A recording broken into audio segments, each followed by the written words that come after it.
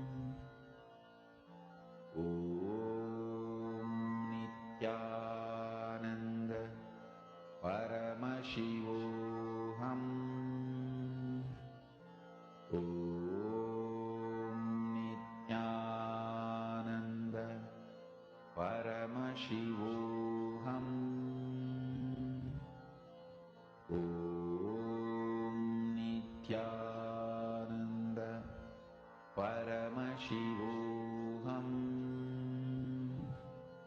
Om Nithyananda Paramashivoham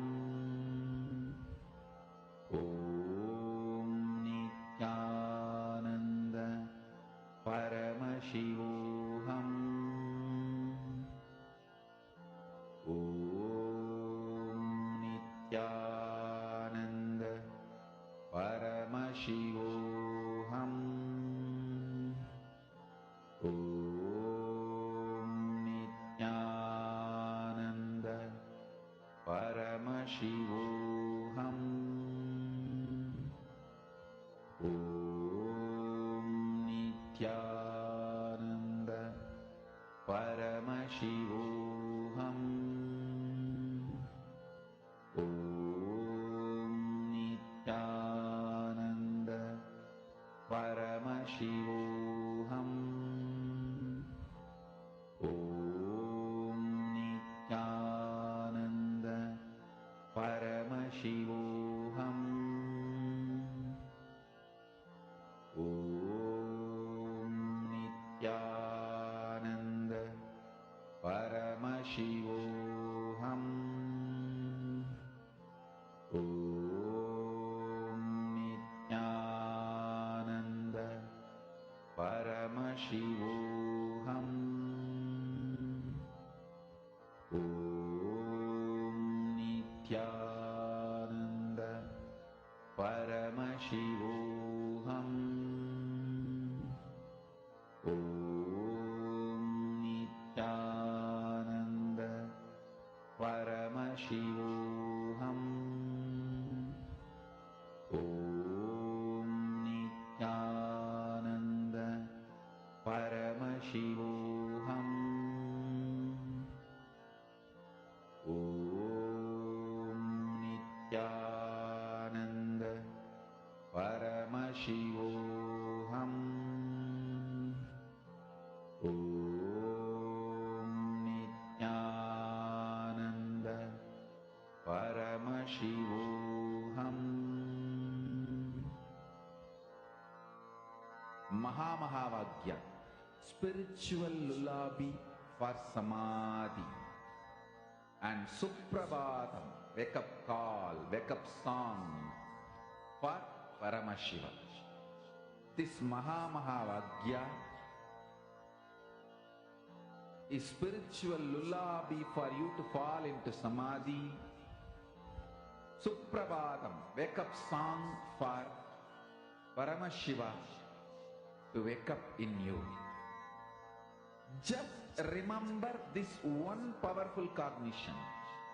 This Mahā puts me in Samadhi.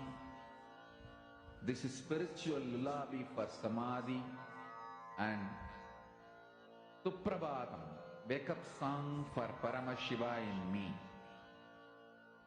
For Paramashiva to manifest. With this one spiritual powerful cognition, chant this Mahā.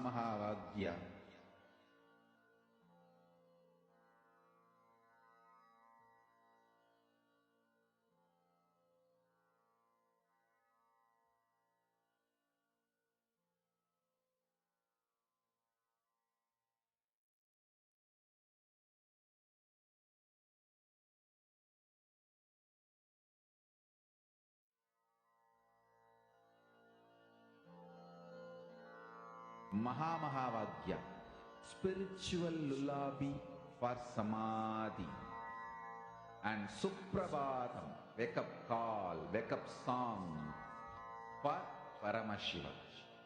For Paramashiva to manifest. With this one spiritual powerful cognition, chant this Mahā.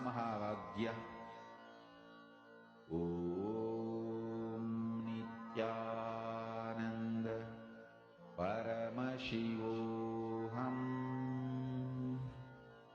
Om Nithyananda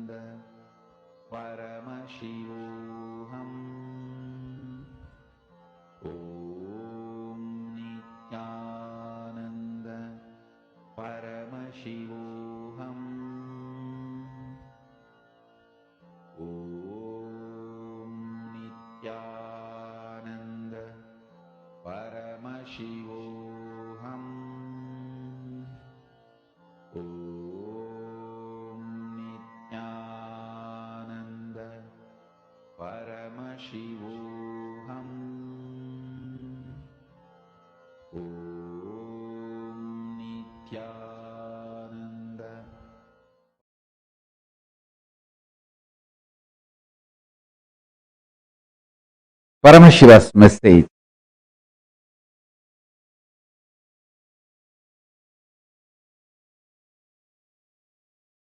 directly from Kailasa. Listen. Human DNA has ripe, grown. Now it is capable of creating a wormhole to receive the different reality and existence of the higher superconscious dimensions of the universe, like a portal. Receive the knowledge, powers and superconsciousness itself from the higher dimension and radiate it, manifest it. Work happened through this body is developing a powerful spiritual tool, mechanism, software, whatever word you want to use. I will use the word organism. That's the best word. A spiritual organism is developed. So the initiation can happen to all of you who are ready to receive. So now I am ready with the organism, spiritual organism, spiritual software, spiritual mechanism through which your DNA can open and create a wormhole, receive the knowledge, powers and superconsciousness of higher reality, Kailasa, what I call Kailasa, Paramashiva. You can now receive it and manifest it, radiate it in your life. Now I am ready with this whole mechanism, the whole organism. This is the work. It was happening through this body. Understand? Now, this is the greatest gift for the humanity. It is ready. In a very simple, easy, user-friendly way. Now, this is going to be shared with you all by the grace of Ganapati, Paramashiva, Parashakti, and all the beings of Kailasa. Mahā KAILΑSA is manifesting here. the whole organism has happened in such a way, just by initiation, the human DNA can open up, create a wormhole, and receive the state of Paramashiva, space of Paramashiva, powers of Paramashiva, being of Paramashiva, superconsciousness of Paramashiva, and manifest Kailasa in every one of you, in every one of us. Listen, your DNA will become literally now portal for the other plane, higher dimension.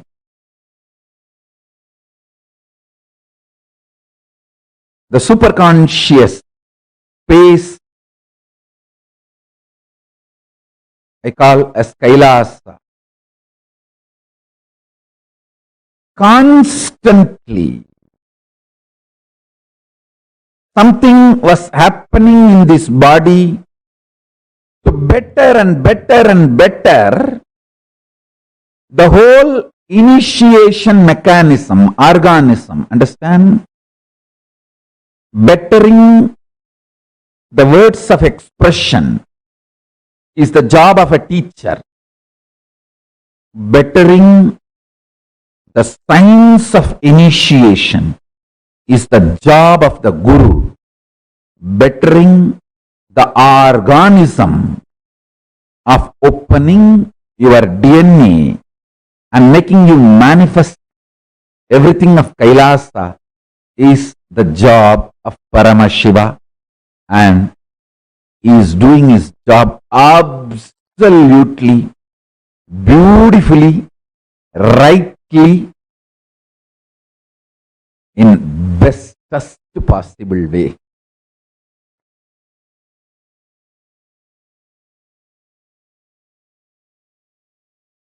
Paramashiva's message directly from Sri Kailasa. Listen.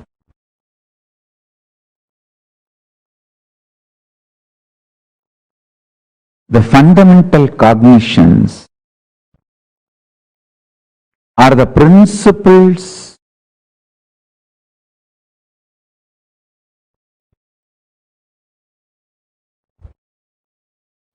the foundation principles you cognize decides whether you are going to build a materialistic ecosystem around you, so-called rational ecosystem around you, or an enlightened ecosystem around you. Please understand.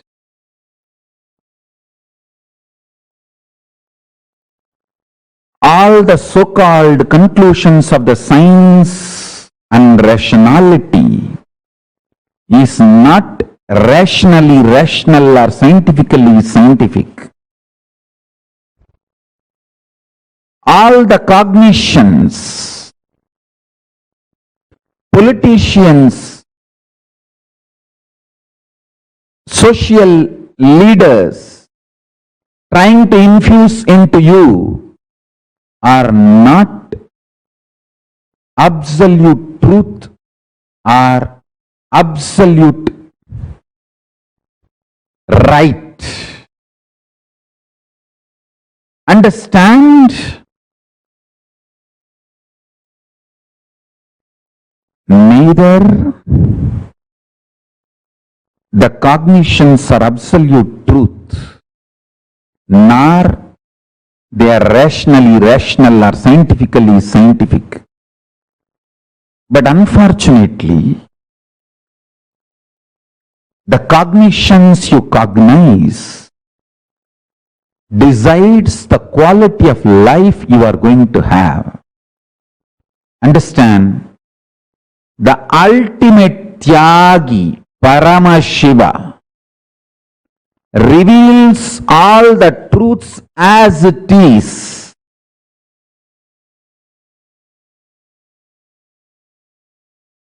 See, I am trying to create the ecosystem where thousands of you will start understanding these truths I am teaching and practicing. For example, Los Angeles, San Jose, Toronto, Vancouver, Seattle, Ohio. I want hundreds of families to settle down around the temple. Houston. Not as commune, but as community. Not gated community. No exclusivity. Just like regular US citizens, as part of them, I don't want to say that only our people should be there all around the temple. No, no, no, no, no. Like lot of devotees have moved their houses around LA temple. Within the 10-mile radius of LA temple, too many of our devotees have moved. Like that, in the temple area, in that city, in 10-20 miles radius, at least few hundred devotees, few thousand Ananda Samajis settling down. Temple becomes ecosystem where day in and day out power manifestation science is taught. I want full-time volunteers to settle down. I am deciding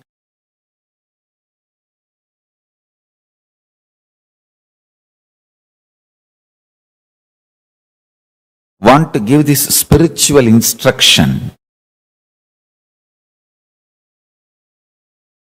Take this as a spiritual guidance and instruction. All the temples all over the world start having all the devotees, disciples settling down around the temple, not as commune. Be very clear. I don't want to say only our devotee should be like a buy the land, build the home. No, no, no. Temple will be there. In that city, all of you settle down. Take this one thing as a fundamental. Every day come to temple, attend the satsang. Coming to temple once and attending the satsang should be the lifestyle. Settle down in that distance. Understand? Attending satsang from your home is different. Coming to the local temple and attending the satsang is 1,000 times greater. Because whatever is said and done, the energy radiated by deities, the linga. See, in your home, only Guru will be there. If you come to temple, Guru, Linga, Sangha, all three will be there. So nothing like having Guru, Linga, Sangha, all the three. So temple awakens a kind of a powerfulness and intensity and depth.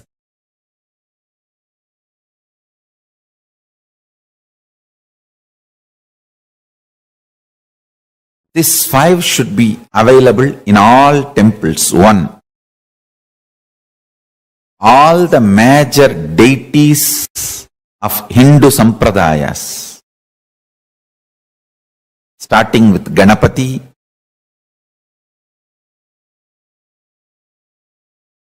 Shiva, Devi, Subramanya, Vishnu, Navagrahas,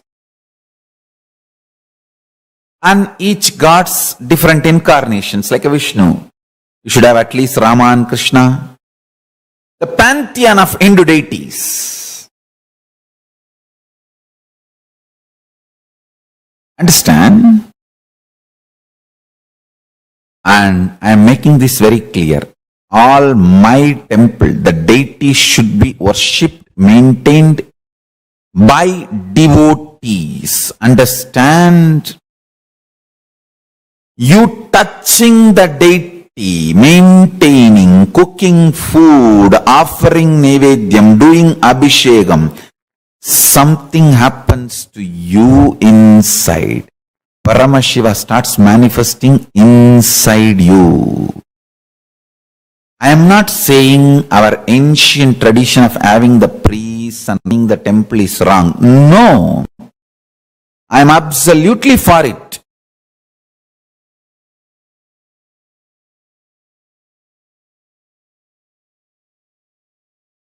Even if I appoint priests for our temples in future, I will be more happy if devotees directly relate with the deities. They touch, do abhishekam, men, women, both. All community, all gender. Our temples do not discriminate based on gender, race, community, caste. No. It is just qualification. Anyone can come and do abhishekam, touch the deity. If you are initiated, that's all we ask. Take initiation, maintain vegetarian lifestyle.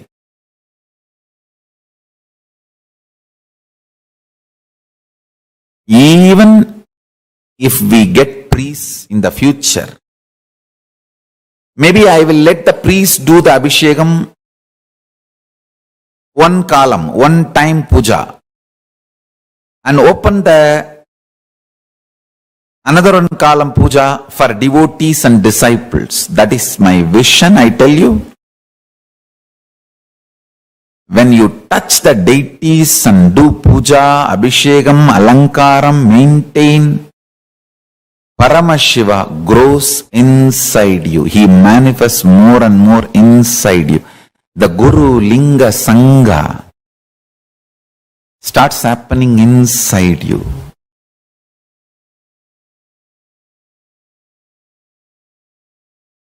This is what my vision of Kailasa. I want every US city to have one Kailasa. Every US city to have one Kailasa.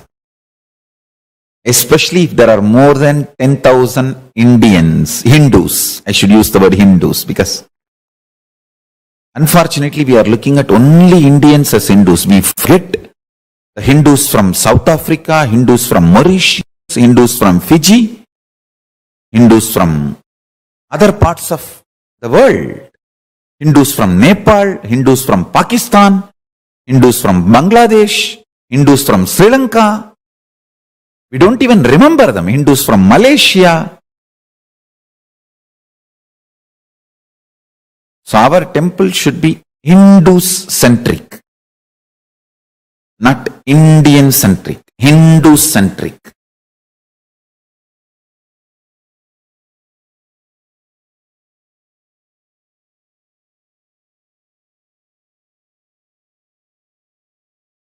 Anyone who is initiated can start practicing. Our temple should be more a place where practicing is done. Powerful practicing is done. Understand?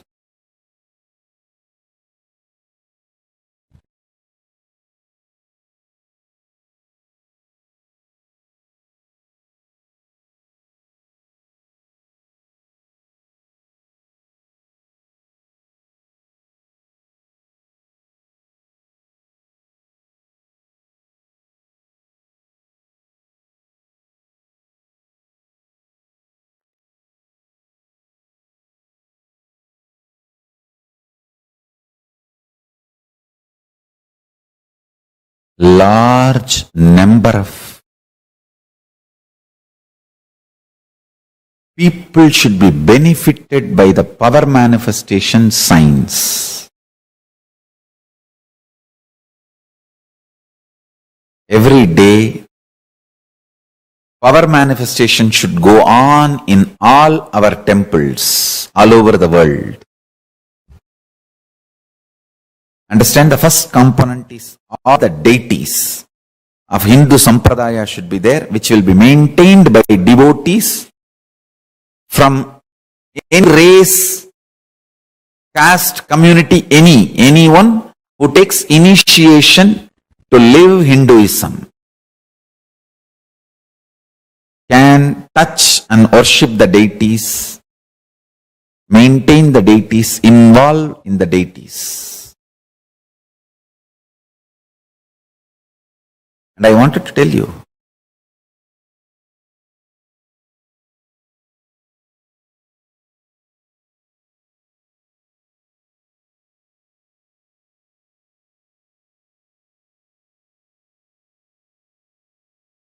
especially the deities we make are given birth properly as per Agama.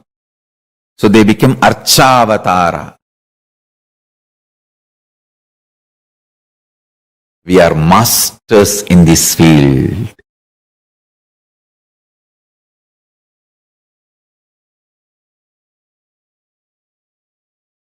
We know why we do what we do thoroughly. That is the uniqueness of Kailasa. Nithyananda's Hindu temples, Paramashiva temples, Paramashivalayas, large size Hindu deities of all Sampradaya. That's the first thing in all our Kailasas. Second thing, understand? Every day, power manifestation science should be taught by committed celibate sannyasis. Anybody who wants to commit and take this sannyas life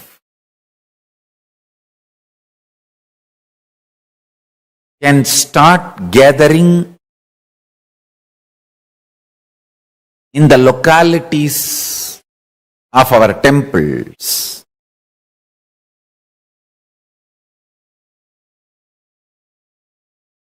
And start staying, start practicing. We will call them as apat sannyasis or even krama brahmacharis. It is like a under training. They take it up, they commit, they can be there as long as they want to continue in that path. Understand? I am announcing some of the new most important spiritual policies.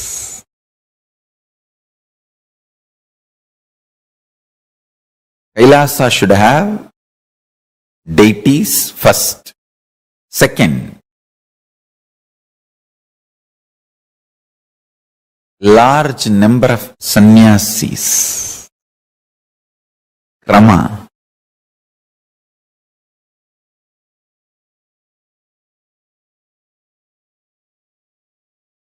Krama brahmacharis who want to take up this lifestyle and maintain the temple, maintain the Kailasa ecosystem, who start manifesting powers, teaching, guiding people into manifesting powers, making people understand the importance of enlightenment and introducing Hinduism.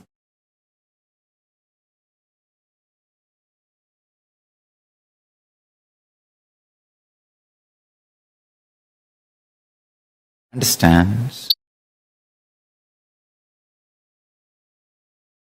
The whole ecosystem necessary for this.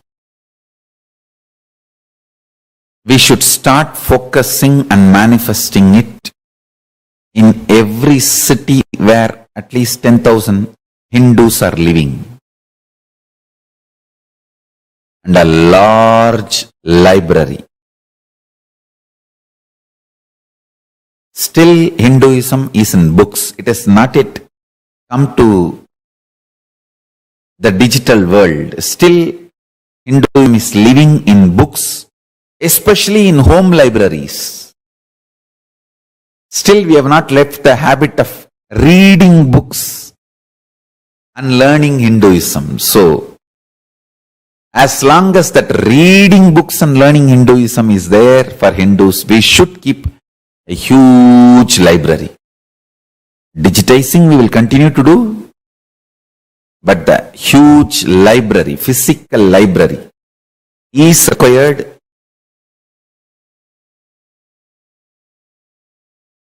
Library with the ambience maintained by the Bondsman and Noble. How they have a very happy ambience for people to hang out, read. You can sip a cup of coffee and hang out with your friends. That kind of an ambience, library. And if possible, a large Goshala and Annalaya. Actually, all of them are interconnected.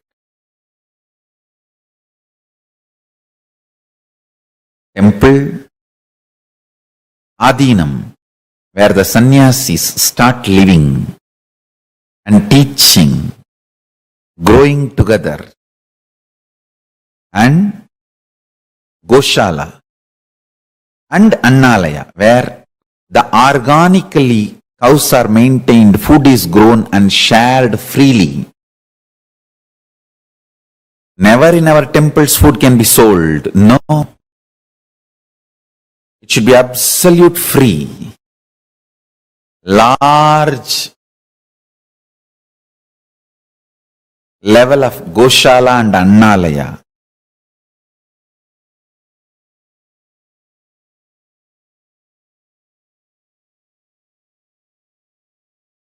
Temple with large size deities, power manifestation, science, and enlightenment science taught by committed large number of sannyasis day in and day out.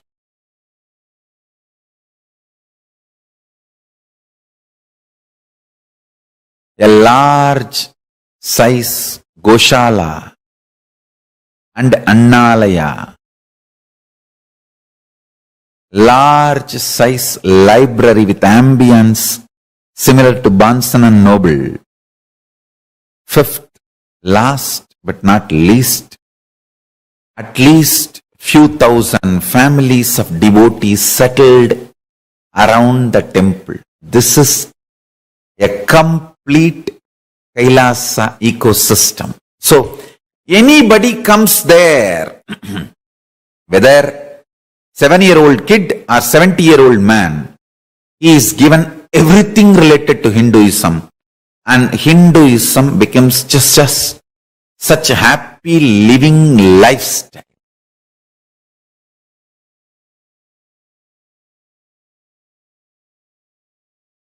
It's literally like I am reproducing whatever I was visualizing and manifesting in multiple places of our Sangha.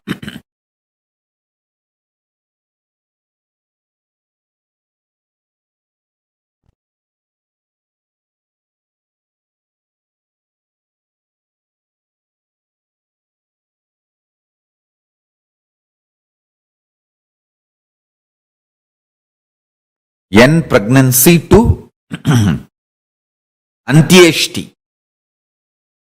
Everything, all the kriyas.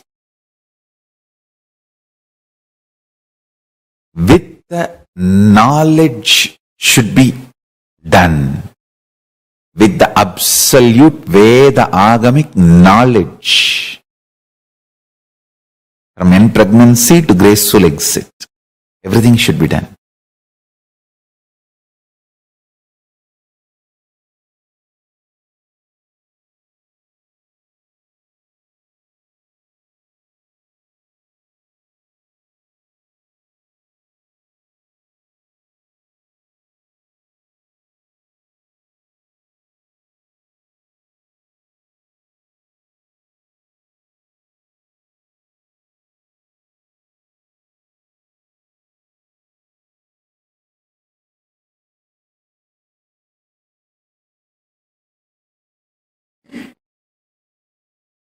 These ecosystems all over the world will keep this whole enlightenment science alive.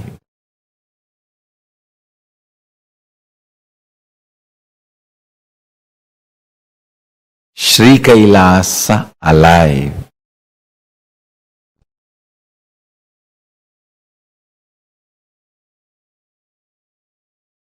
Everywhere, the local temples, ashrams, adhinams, universities, goshalas should start expanding and start adopting the best practices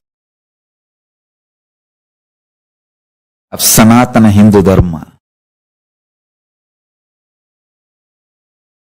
Should start evolving more and more local governing bodies. Local governing bodies.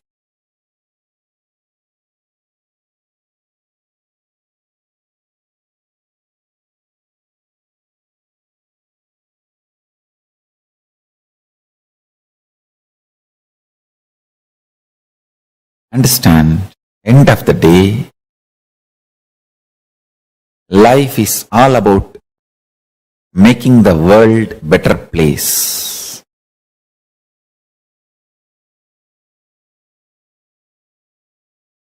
Thousands and thousands of people should be inspired and enlightened. Constantly. Thousands being inspired and enlightened.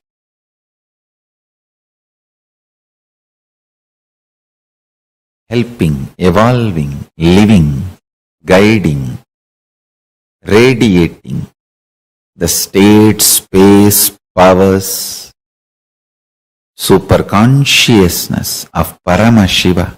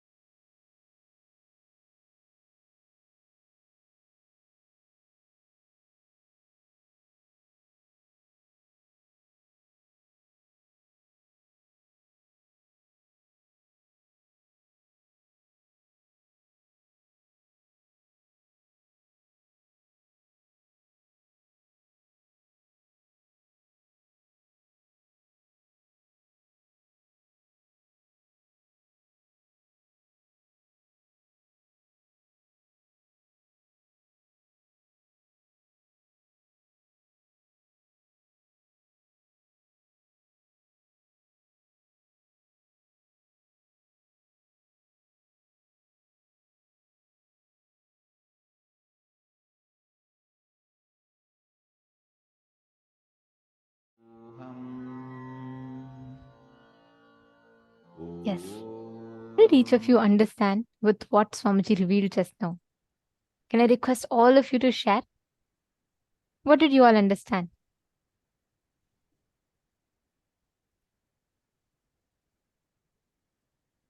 It's very nice to see so many of you participating in manifesting powers. And I see so many of you sit sincerely and attend as well. Can I request all the participants to please come back? All those who are for whom it's night time and you're wanting to go for a break, please gather back. See, this is the very, very important truths what we are learning today. And also, along with that, when we are preparing ourselves to receive these higher truths, the powerful cognitions, understand every single truth of what you're learning today, whether it is right now we learned about why Kailasa, what is the need for Kailasa to manifest. Now, Swamiji has given like so many beautiful, so many different extraordinary possibilities and powers for each of us, gifting so many sciences to humanity. Now, what is the need for Kailasa? Why is Kailasa needed at this point in time? Because Hindu legitimacy, it restores Hinduism its legitimacy. Now, each of us have so many different possibilities. We have so many different streams of thoughts, streams of avenues that we can choose to manifest whatever we want as reality in life. But end of the day, Kailasa stands to restore that political legitimacy on the larger picture, but individually, Kailasa for us stands to give enlightenment, gift us the science of enlightenment. And that's what we've all been learning, and that's what Swamiji very beautifully revealed today in this session, right? Now, one important aspect is for all of us of Kailasa is to experience the state, space, powers, being, superconsciousness, and Kailasa of Paramashiva. So, with this understanding and with this experience, anyone here who ever wants to be a part of Kailasa, if you've still not signed up to become a part, you should take a few minutes, sign up and be a part, because Swamiji is literally creating that enlightenment ecosystem for us to experience the benefits of Kailasa.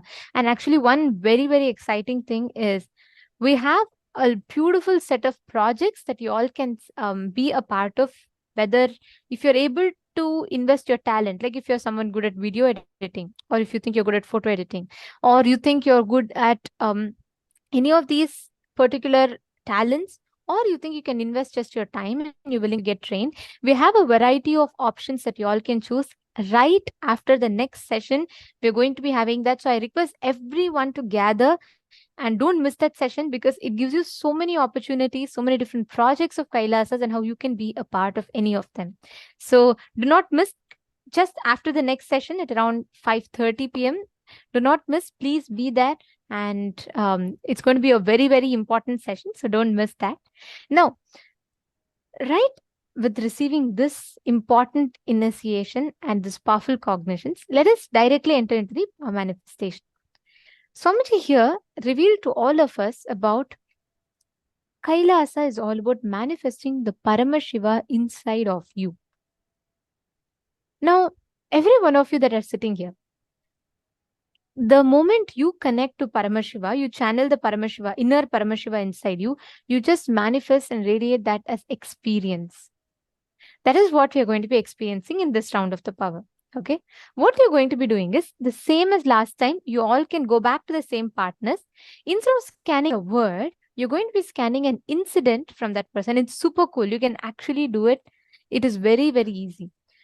You will be able to get flashes, like it'll actually appear in your third eye. What exact incident? Like if I say on 4th of August 2014, what happened in my life? You will be able to scan and identify what exactly happened on that day. What was the exact incident? Okay. So shall we all enter? Shall we all manifest this power? Okay. Come on. Please connect to your partners. Madonna, you can connect back with Ma Prithvi and Ma Marva, Ma Marianne, and I see a lot of you, Ma Sherigav. Come on, every one of you, please connect to your respective partners. You all can start with manifesting by scanning an incident from the person's life. What exactly happened on a particular date? So your partner can actually give you any particular date that they want of their choice. And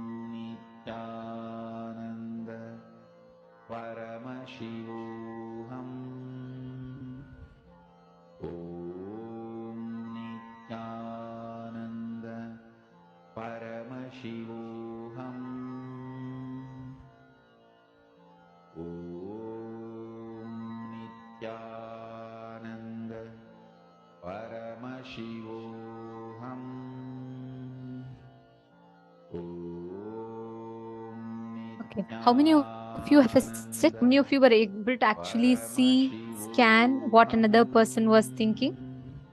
Ma Sonia Rao. And yes, how many of you were able to scan and identify what exactly was the other person thinking about? Ma Tatiana Hughes. Come on, can each of you post? Very nice. Ma Prematavasi. I see you shared your. Go on. All of you can continue posting.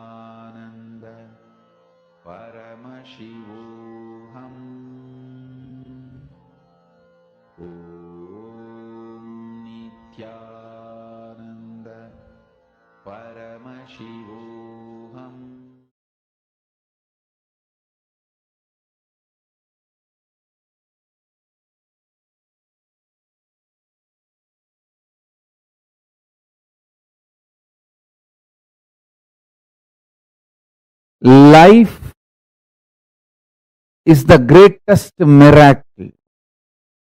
Life is the greatest contribution. Life is the greatest gift to the universe from Paramashiva. Life is very extension of Paramashiva, my own being. Life is very extension of Paramashiva.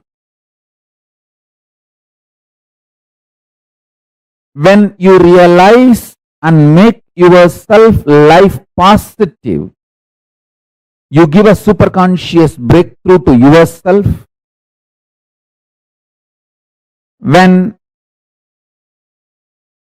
the group of humanity makes life positive decisions for themselves, they give superconscious breakthrough for their group. When a nation makes a life positive decisions and governance.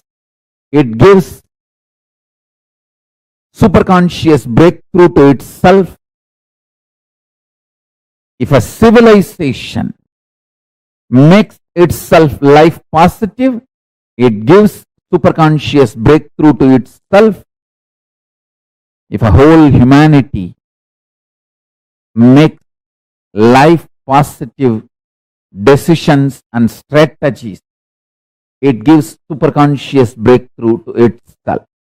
Life is miracle. Life is the greatest gift from Paramashiva. Every life is miracle.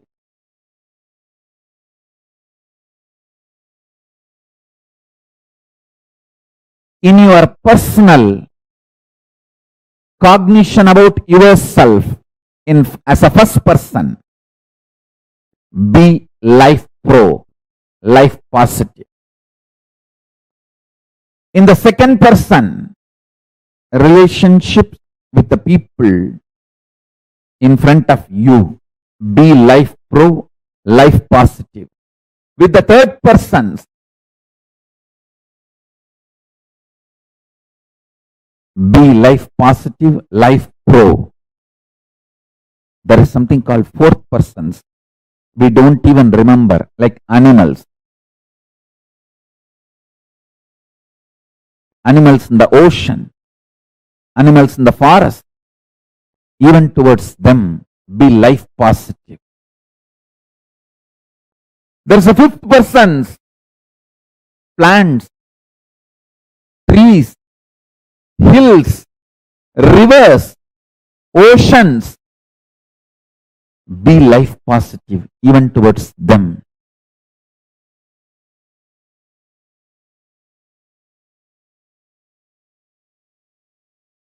Listen intensely.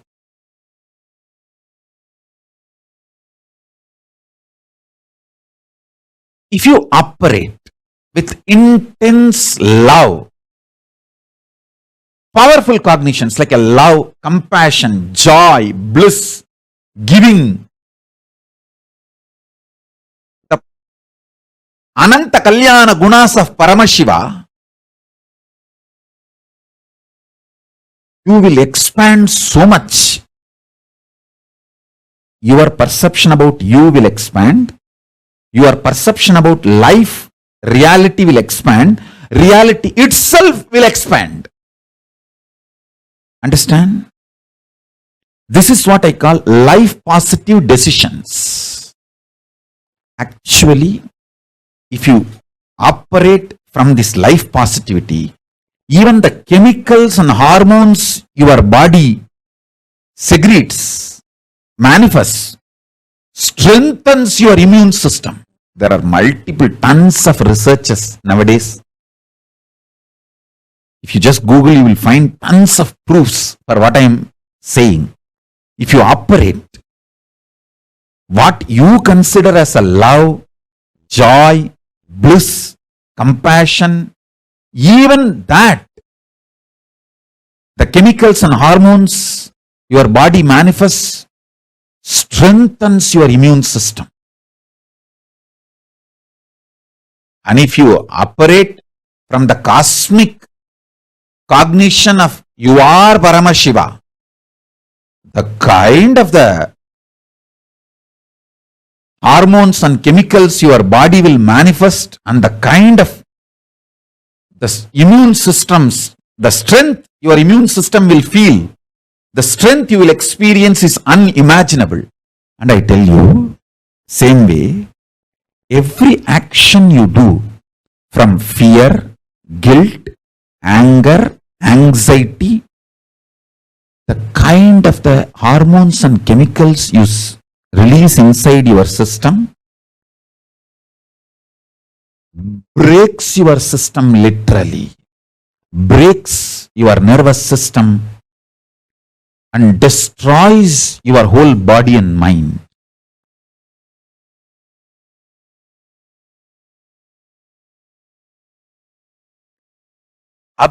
absolutely for life. Make yourself more and more life positive for life.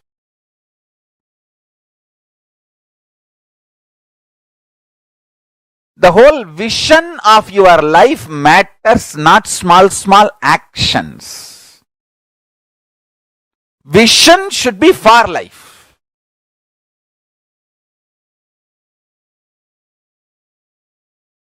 If a child is about to drink the poison without knowing it is poison, a mother may not be very polite in stopping the child.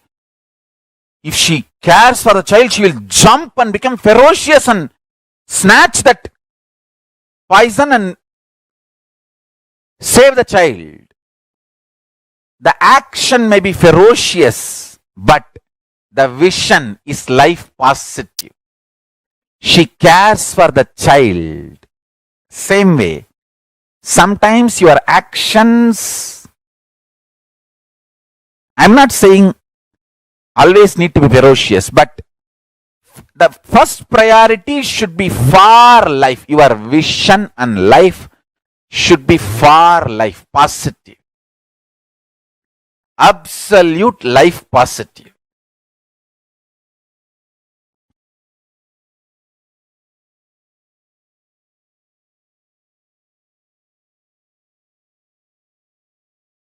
Saguni may look very sweet. He was very sweet to Kauravas. But his vision was not for the life of Kauravas. He was destroying Kauravas. He was looking very sweet, behaving very sweet. Does not mean he's a good guy.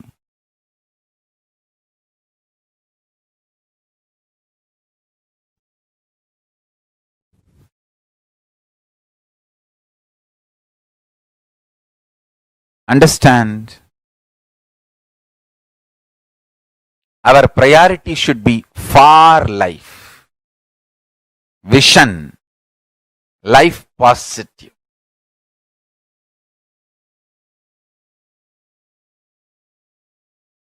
Saguni can never win. Traitors can never win. They are fundamentally life negative people. They can never win. Be life positive. Go on, be contributing.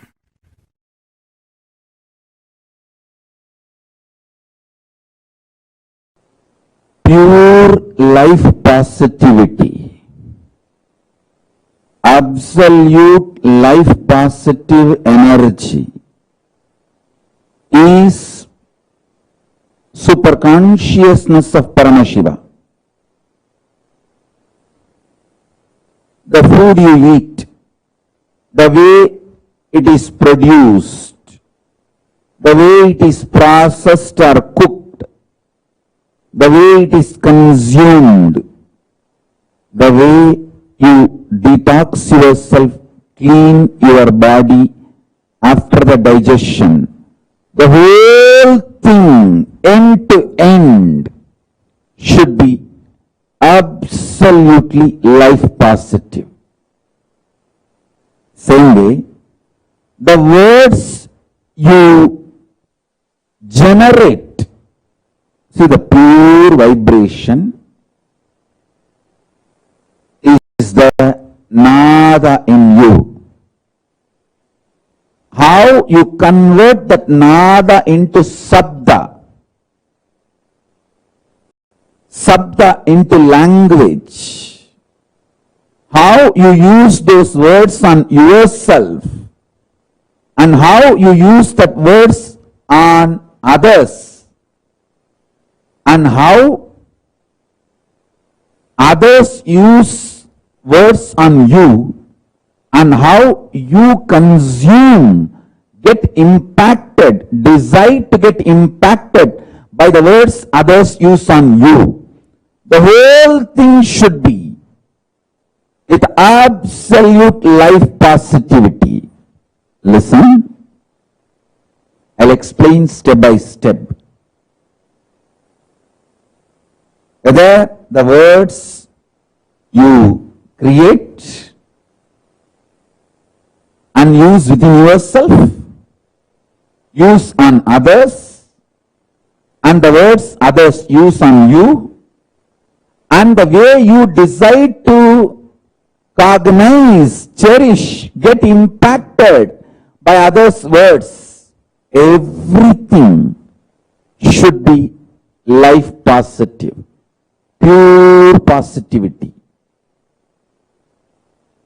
The way your food, the way your words, the way your consciousness functions, the way you cognize things happening, the way you build yourself, the way you build your life's experiences, everything should be absolutely life positive. Absolutely pure positive. I tell you, I'm going to explain in multi-level, multiple levels, how the attitude and aptitude should be aligned to life positive. And one more thing, till you align the whole thing to pure positive, you are going to come back again and again and again. So better let us do it as early as possible. Let's not postpone. Let us not postpone, because till you do it, you are going to come back.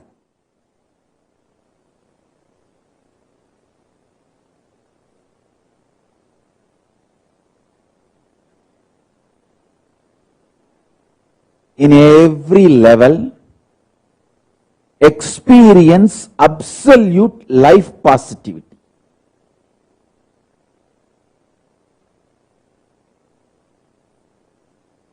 Intense life positivity is enlightenment. Withdrawal, cherishing life negativity is not going to end till you become life positive. You are going to continue to suffer wherever you are. So better to choose the life positivity now. Better to choose the pure positivity now. From now, let us start building.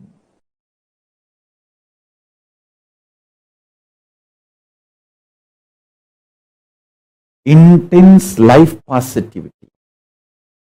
Intense life positivity. Intense life positivity.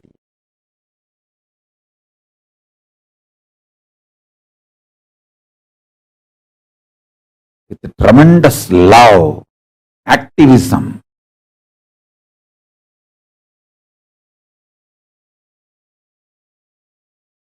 My gurus were focused on making the right fermentation inside me. If you allow the bliss fermentation inside you,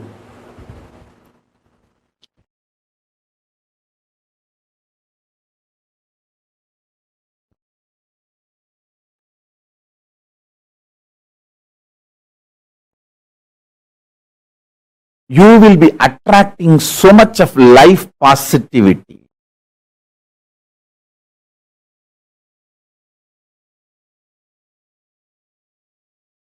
You will be just planning to expand more and more and more.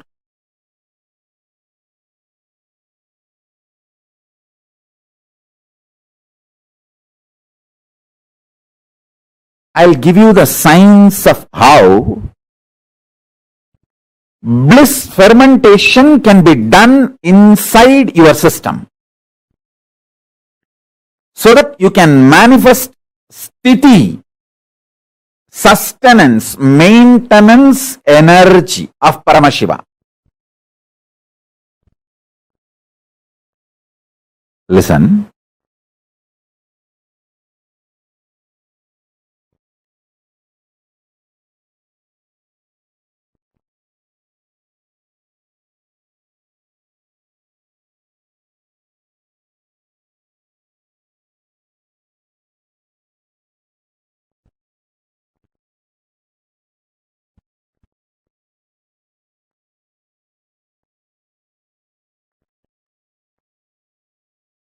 I'll give you the scale.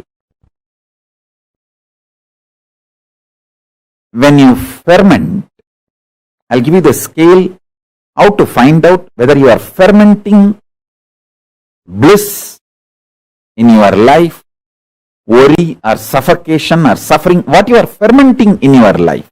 I'll give you the scale. When you allow the fermentation of bliss in your space, inner space, you will be overflowing. You will be just overflowing.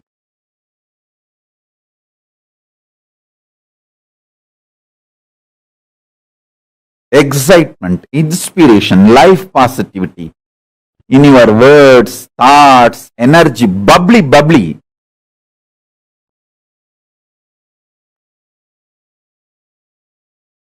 Such an exciting, inspiring.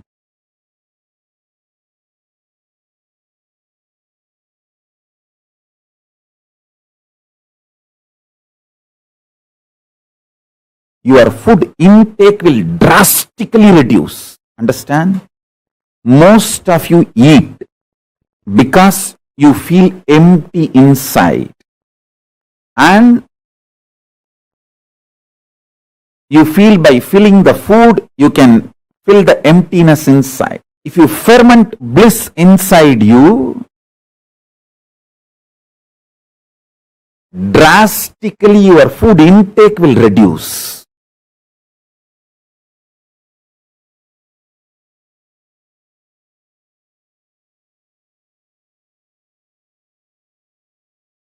Fundamentally, this principle of rejuvenation and the knowledge about the ultimate reality, the truth, karma,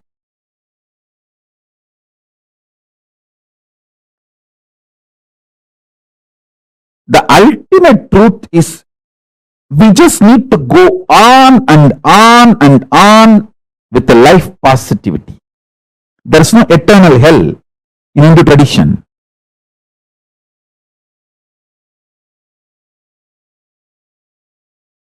It's giving you chance again and again to be life positive, rejuvenate yourself and rejuvenate everyone.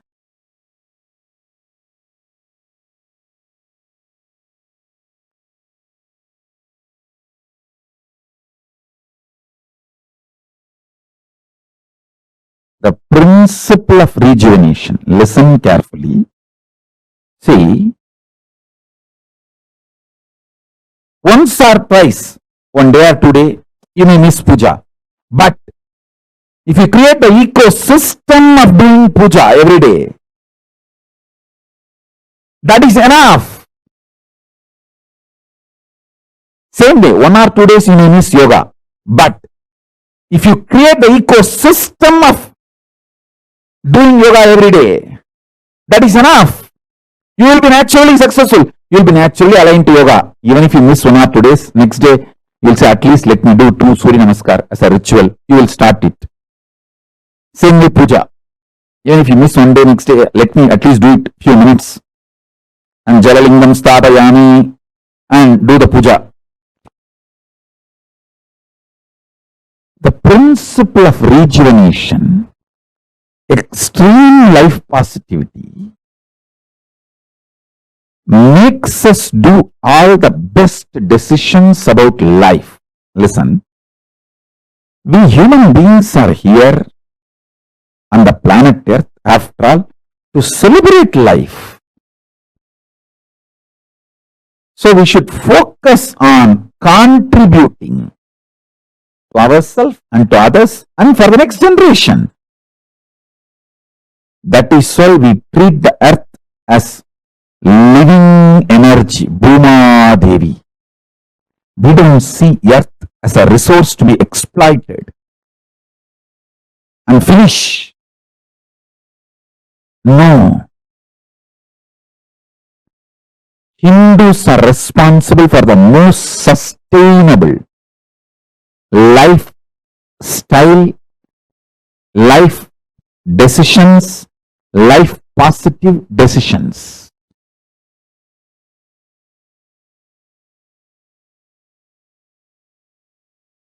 Listen, many times you get so attached with your reactionary, obsessive, compulsive behavior pattern.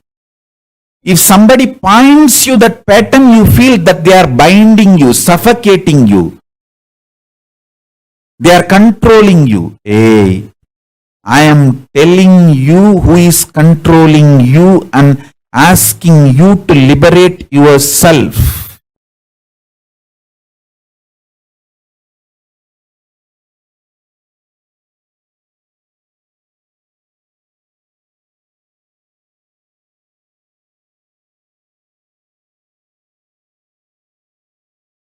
I am your friend, sincere father and mother, not your enemy.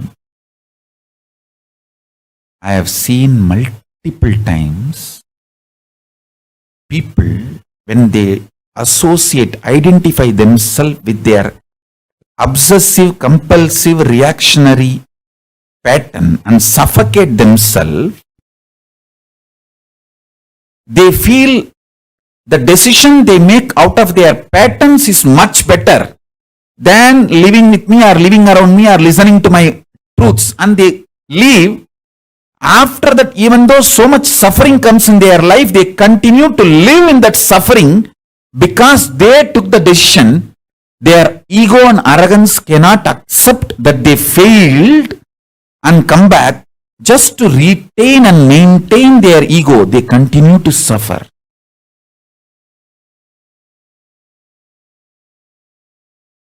Listen very carefully.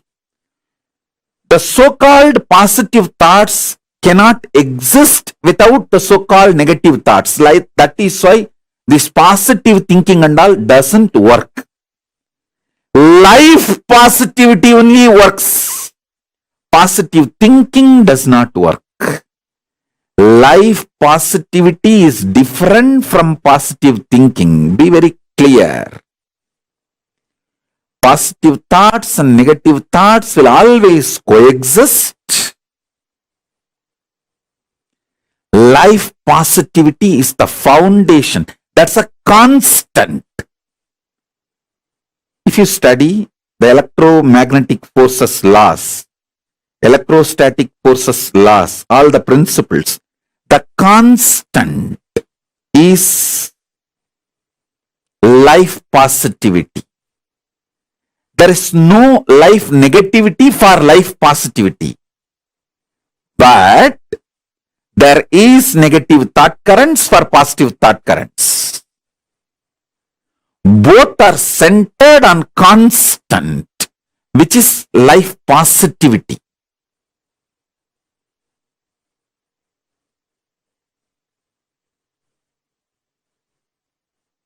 So please understand.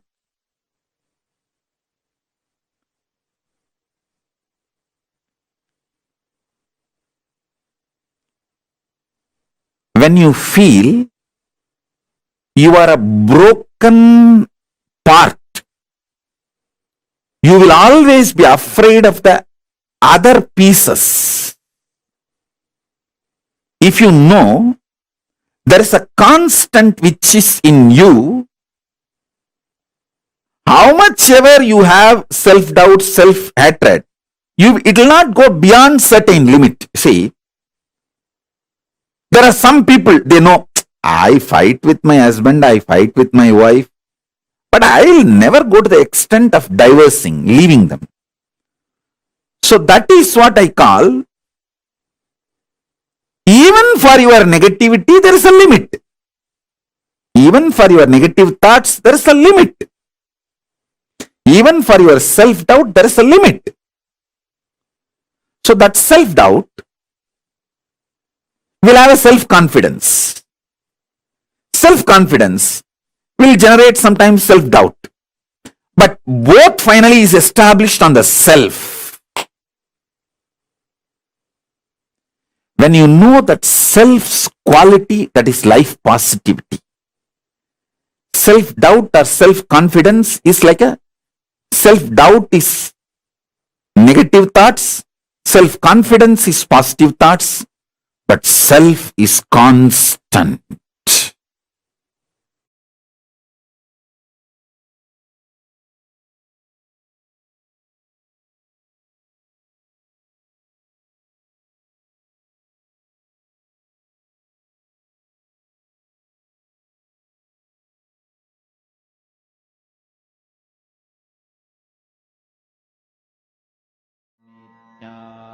Nithyananda Paramashivoham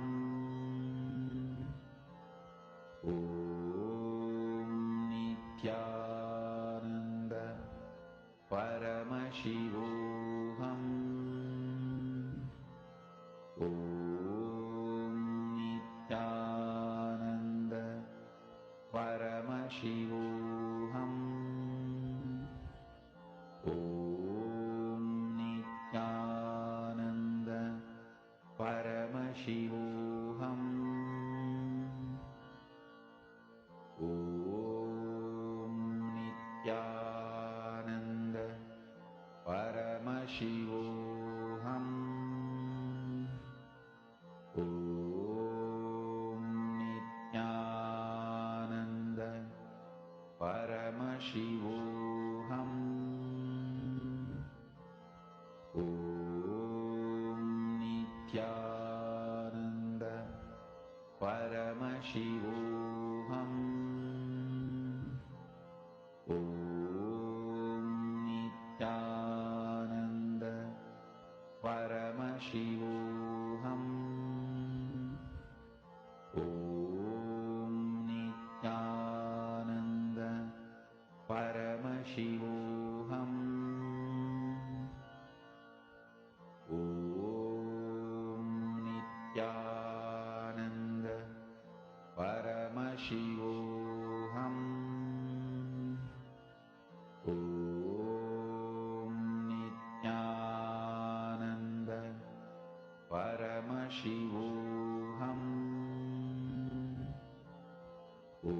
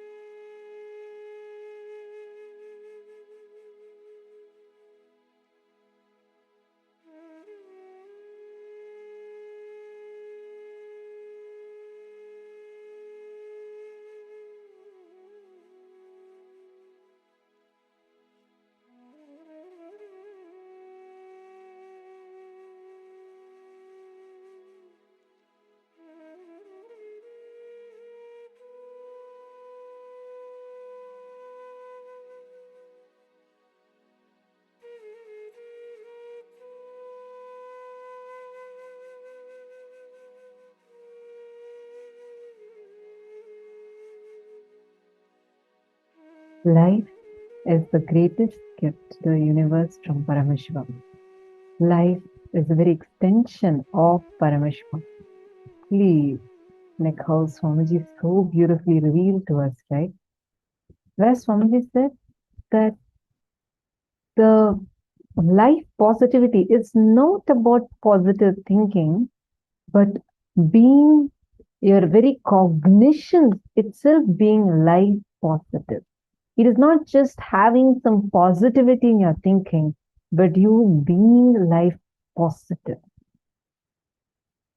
How many of you have seen that the cognitions that you carry, many times, even though the situation would have not been actually so bad, just because of your cognition, you have ruined something for you. Like you just that one cognition that you cognize something wrongly, because of which you have had something like you literally messed it up almost.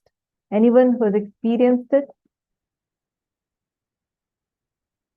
See, intense life positivity is enlightenment.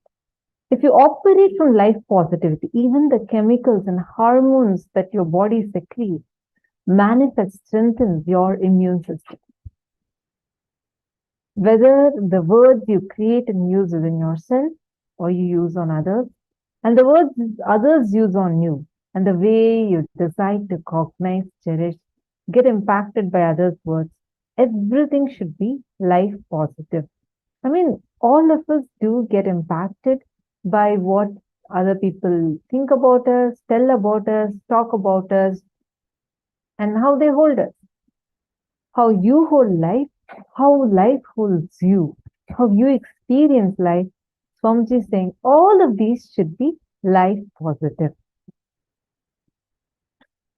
Can I request all the participants to take a moment and share your understanding of what you cognize as life positive, being life positive here. Take a moment, and all the participants take a moment to post it now. What do you mean by being life positive?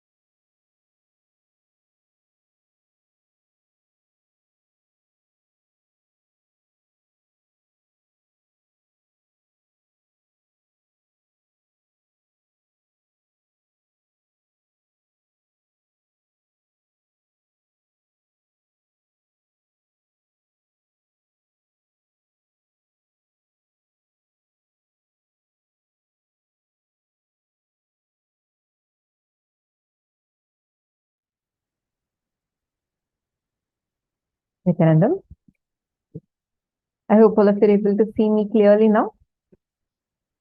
Come on, take a moment and all of you are going to share with me, what does this one statement mean? Dear all, today we are at the last day of this season, of this program.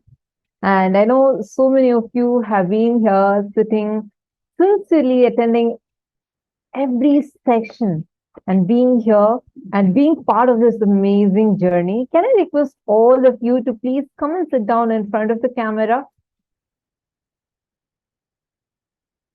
What we are going to be learning right now is going to be something phenomenal. Take a moment. Sonia Rao, yes, you're asking, will the next program be in the same time zone? Yes. It is going to be in the same time zone only. Nithyananda, all the participants, please can I request every one of you to come and sit in front of the camera?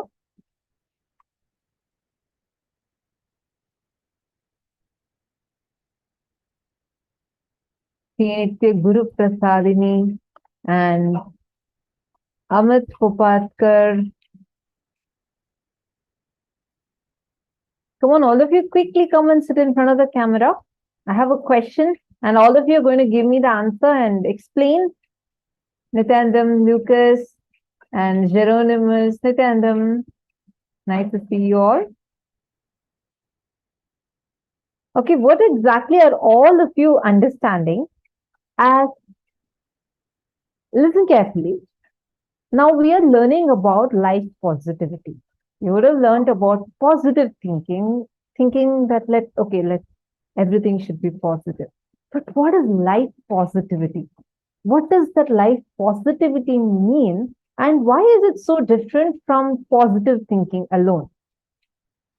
Come on, each of you think, is it different? If it is different, why is it different?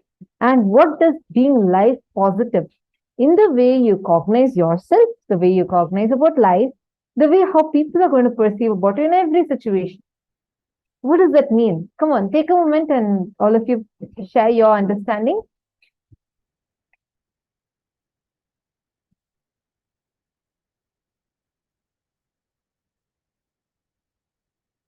What is the difference between just being life, like just thinking positively versus being life positive? Akshay Gunaya, Samuel Rodriguez, Punithanaya, and Nitya Devarupa, Lucas.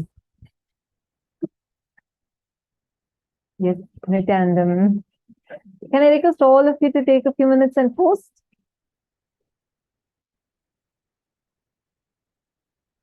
What is the difference between thinking positively versus being life positive? Every situation is auspicious. Life positive, anything, goals, ambitions, actions, etc., that does not involve killing or harming any other being. Vision of expansion and having more. Having the right cognitions about life is life positivity. Okay, Boran Firat has posted this. Having the right cognitions about life is life positivity. Wonderful. Boran Firat. Sorry, I hope I'm getting your name right. I apologizing if I'm not pronouncing it properly. See, having the right cognition about life is life positivity. Can you explain to me why is this the same as positive thinking?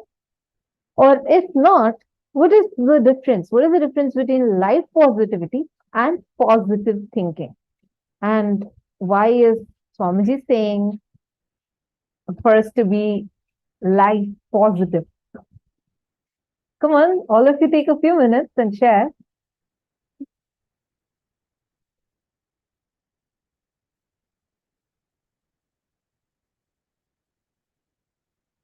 Life positivity is different from positive thinking because positive thinking is duality based. And being life positive is surrendering to life without perverting life, with putting layers of our deluded cognitions. Lucas, wonderful. Geronimus is saying, I feel it is different, but I'm not exactly clear what the difference is. Come on, see, Geronimus, take a few minutes and look at it. That will sharpen your logic. You know something? The more and more you work with these cognitions, do not say that, okay, I'm not clear. You have the ability to look into it, okay? You're going to use your conscious ability to look into the cognition and find out, try to define it, try to identify it. You know why? Actually, this is something that I love about being in Gurukul. We'll be like doing yoga or being in the class or being with the friends. And all the times we hang out, we talk about these great trips. I grew up in Gurukul, Swamiji's Gurukul. So I keep referring back to that because I grew up. That's my childhood. I should say I had a golden childhood with the blessings of Swamiji. Like you'll see 7-year-old kids, 8-year-old kids, all of them would be sitting and every one of them would be coming and talking to us. And they'll ask questions like a simple example. Okay, someone came and told me, I told, oh God, I'm getting late. Time is too tight. And then the 8-year-old kid, she comes and asks me, time is tight? What is time? I said, it's just time, what you see in the watch. And she was like, no, what is time? Try to define time. And I'm like, what is time? Is it just something that we all are collectively perceiving as something? No, it actually has a factual impact. Like, this is the way we discuss. So why I was telling this is, Jeronimus, I see you sincerely sitting and listening. Try defining it more. It'll help sharpen your logic, the way you cognize.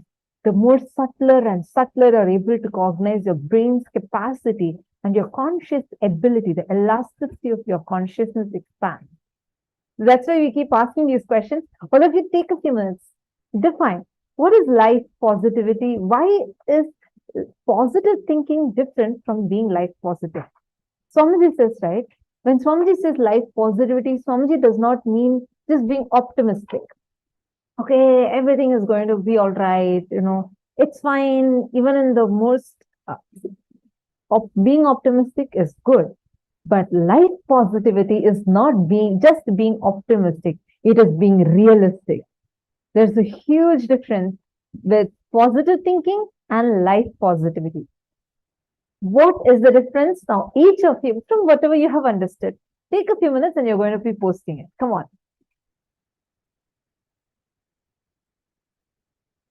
Positive thinking is fighting with the negativity. Okay?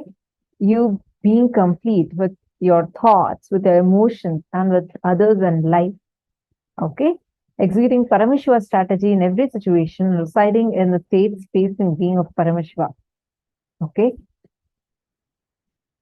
A little more, can each of you define it a little more? How am I supposed to be? I want to be life positive. What does that mean? From this moment, what exactly should I do? Okay, I understood. Samuel Laya has posted saying that you should do completion. Okay, what else? What does that being life positive exactly mean? Okay, I'll give you a situation, Samuel Rodriguez. Let's say that someone is cheating you. Okay, someone you didn't expect is cheating you, and you feel really broken inside, like because they cheated you. Now, how do you handle the situation if you are someone based upon life positivity? Come on, take a moment and post it.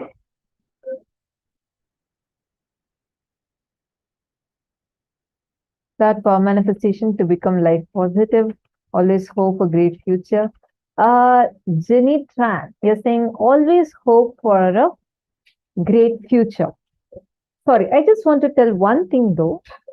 Hoping, where you're going to be dependent on a probability. I hope everything becomes all right. I hope that things will turn the way I want. Will only make you feel you are under the influence of something, or you're powerless, like you do not have the power to change things the way you want. Never use the word hope. It's not hope. You have super determinism as your power, your strength to make what you want happen. You have the power, the strength. You can make what you want in your life happen. Positive thinking has a counterpart, that is negative thinking. Life positivity is manifesting Paramashiva at each step of our existence and declaring authenticity towards Sanatana Dharma is what I understand. Okay, beautiful. Little more.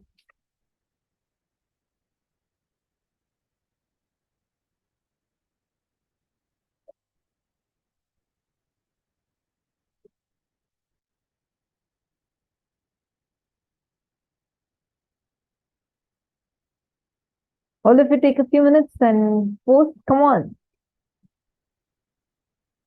Little more. Hey, each of you are endowed with the huge amount of powerful cognition. Come on. What else? What does Swamiji mean when Swamiji says, okay, I'm going to show you all the definition that Swamiji gave, so that we all take a few minutes to cognize, contemplate. And then you're going to be posting your understanding again. All right? See, whether the words you create and use within yourself, use on others, and the words others use on you, and the way you decide to cognize, cherish, get impacted by others' words, everything should be life positive. What does this mean? What does Swamiji mean in this? Actually, I have a very, very powerful, a very small, but a very powerful incident which like completely changed the way I think, because I always thought, okay, every time I remember the powerful cognitions that Swamiji has taught, I always think that, you know what, I have actually been like applying that. So automatically I'll be looking at life from that perspective only. So in Gurukul, right, once I lost something that was very, like, something very important, I lost it. And at the same time, another Balasant also lost the exact something like that. What's important? And both of us were like searching for it for quite a long time. And it so happened that happened after many days, like someone had just left it. It was lying on the ground, and it's like pure coincidence that even the other person's also was found in the exact place that the other person who had lost it. So both of us almost at the same time spotted it. And as I was picking up, I was just so incomplete. Like I was like, who will take and put it here? Like, how can this come here? Someone has taken, how can anyone take it? And I'm like, literally, I don't know, I'm just ranting out and I'm going and picking up. Almost at the same time, the other person also found the thing that she had lost, and she came and she said, oh my God, thank you, Swamiji. Somehow someone has kept it here and I got it now. So I'm so grateful. Thank you, Swamiji, for manifesting this. It is something so small, but I was like shocked. I was exactly at the same time ranting, saying, how will anyone put it here?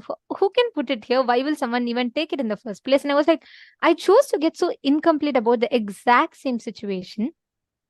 There was another person who had the exact same situation as me, but the way she chose to entertain or cherish the cognition that life presented to her was so different.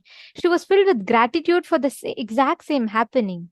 And that incident will not be an incompletion in her. Instead, it would have been, she told, oh, okay, then I was just praying for this. I know I got it. Next time I'll chant Mahavakya more intensely and I know I can get it easier. It is just the way we perceive life, the way you cognize everything that life presents to you. It is something so small, like super, super small, but it was so, the impact was so much. I remember this after like even 3-4 years, because for me, it was like literally like a slap on my face, because the way I just took life was so different from the way the other person took it, right? It reminds me of a beautiful story of a Zen master who was about to die. The Swamiji will say, who was about to die. And he will ask that the disciple will go and say, Master, what is the essence? Like, what do you want us to all to remember? What are the main things? Like, what are the things that you followed? And who is your guru? So he says, whole life was my guru, but I will tell you the most important incidents. And then he'll say, first he'll say is a robber. The disciple will be shocked. What, a robber? And then he'll say, yes, during my wandering days, so many times I would just give up. I will say that, it is not going to happen. But the robber who was there, who had given shelter to me, almost every single day, he will just say, God, please, thank you. I'm sure today it did not happen, but tomorrow you will make it happen. And almost every single day, without giving up, he would stick to it, and he will make sure that he is not giving up, and he'll make sure it happens. And the second one he'll say was a child. Once the master got so, in his journey of enlightenment, he got so egoistic. He thought that, I've mastered everything. So he saw a child walking with a candle lit in the hand.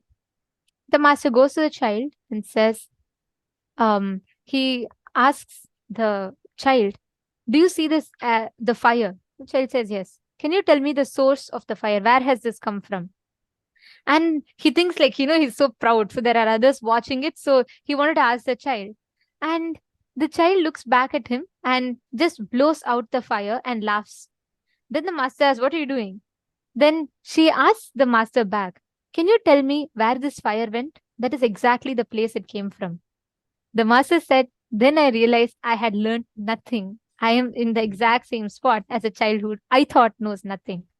So he'll share how every moment in his life he learned, he chose to learn from life, and that is what made him enlightened. Swamiji will say, life presents to us so many situations.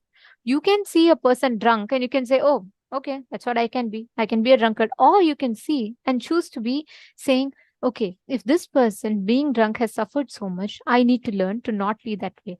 What you choose to cherish, what thought currents you choose to ferment in your inner space, that is what manifests as reality. Actually, very beautifully, Mahā Wong has posted.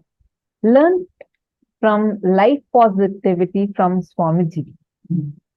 Though being wronged, being persecuted by the society, by the same people he wanted to lead to enlightenment, he never retreated from where he started and always expanded and keep on contributing more and more. Absolutely. This is something I really, really love about Swamiji, because I've seen this, and of course all of us are a witness of this, right? Understand, Mahā Wong, you perfectly caught the right thing. See, I was asking initially, what's the difference between life positivity and positive thinking? Many of you have posted such beautiful understanding, and very right. Life positivity and positive thinking completely different. Positive thinking is shallow, meaning it's like, okay, in whatever is happening, look at everything in a positive way. At some point, your self-doubt takes over. You'll have a voice mocking inside of you, will be like, hey, you can tell that to others, not to me. I know, I remember all the times we have failed. How come you're telling me to take this in a good way? You'll have a voice which is sitting inside of you and mocking you. So your positive thinking would not stand that. Life positivity is in your very cognition level, transforming, becoming powerful. That the moment you remember, it will just empower you so much. That is life positivity. This actually so beautifully, Mahā Wong has given the example of Swamiji, because if you just study Swamiji's life, you will understand. See, if someone is attacking you for something, there's some wrong on your part, at least that is bearable. It's like brutally lying about you, persecuting you, doing character assassination. It's like, gosh, you cannot stand it. And physically trying to attack, assassinate. It's just scary, or I don't know what word to use. But the smile on Swamiji's face will not even reduce. That is being life positive.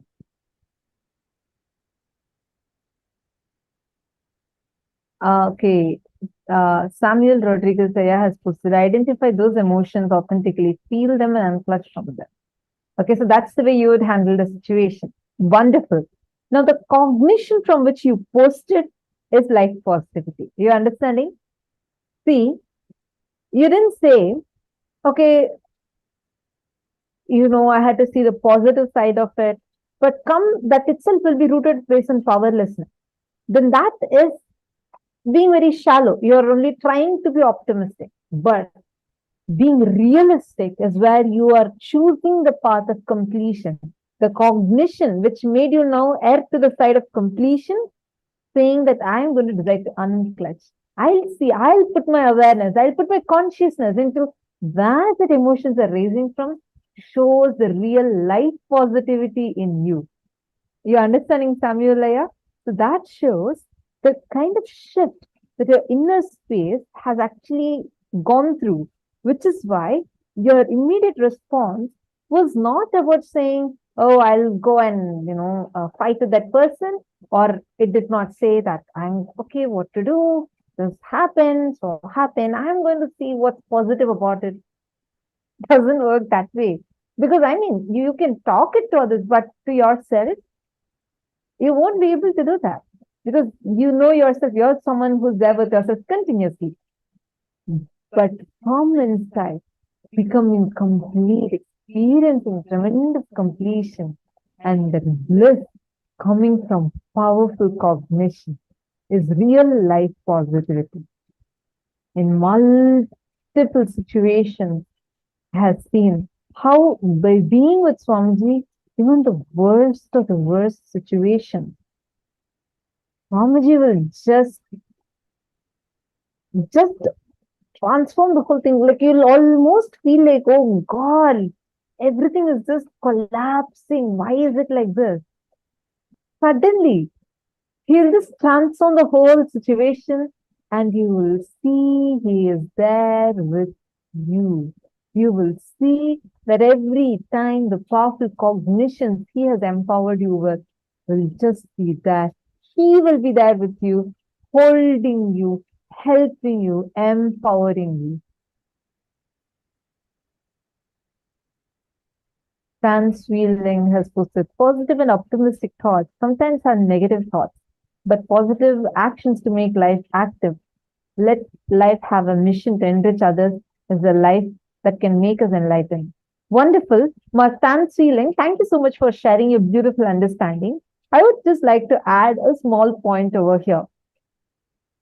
Even our actions would come only based on the cognitions we cherish. So being life positive starts from the very cognitions you carry about you. Even when you go through your down, you very clearly know that there is still a component in me which is untouched by any of those ups and downs that I'm experiencing. Let me just sit in unclutch. Let me do the completion and let me pull myself out of this. That cognition is that inside of you helps you pull yourself out of your incompletion is that life positivity is sitting inside of you. No matter what, because you know, Swamiji, Paramashiva has told me, I am Paramashiva. That's it. With that, I declare, let this change. You will see it changing. How many of you have had such experiences? Actually, that's why Swamiji will say that the word life positive that Swamiji is using is just so that we understand the context from which Swamiji is saying. But Swamiji says, Swamiji says that I don't believe in all this life positive blah and crap. Swamiji says that Swamiji's teachings are not life positive, it is life realistic. It is not optimistic, it is a realistic view of life. Because the moment we talk life positive, though we are not convinced, we say, all right, it could have happened for some good, like she was saying, right? Something it can happen. You will only be hypocritic to yourself by trying to act like everything is normal. No. Life realistic cognitions these are. When you surrender, when you say, even if the worst situation comes, Paramashiva will take care. Swamiji has told, then everything is auspicious in life. Nothing can fall apart. These are all not life positive thinking. Means not in the sense that we understand. It's not like these motivational quotes. No. These are life realistic thinking, because anything else is only a layer of delusion on top. This is literally removing the suffering, understanding that it's delusion. The normal life positive thinking, it always makes you believe the suffering is true, but you're trying to, overcome the suffering by sidelining it. No, that is not what Swamiji is saying. Swamiji is saying suffering itself is a delusion. So you're going to lift that layer of suffering and put it out, and you're going to actually see life as it is. Being actually living in Kailasa, being part of this ecosystem is the most life positive, life powerful thing that you can do. Any volunteering, any which way that you're part of Kailasa, you only expand, and expand more. At an old age home, the inmates were asked, why do you think God has allowed you to reach the age of 90? And one of them replied, to test the tolerance of our relatives. Understand, any situation, you can take it in whichever way you want. But if you just have the awareness, like when you are seeing a situation, establishing yourself in powerful cognition, you will always win in life. And that is life positivity. Now, right now, how do you all feel?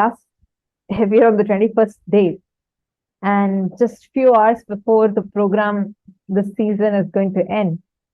How do each of you feel today, being here and enjoying these last 21 days? How do each of you see, like, what has this done to your cognitions, the way you feel about you? Can I request all of you to take a few minutes and write this and post it here?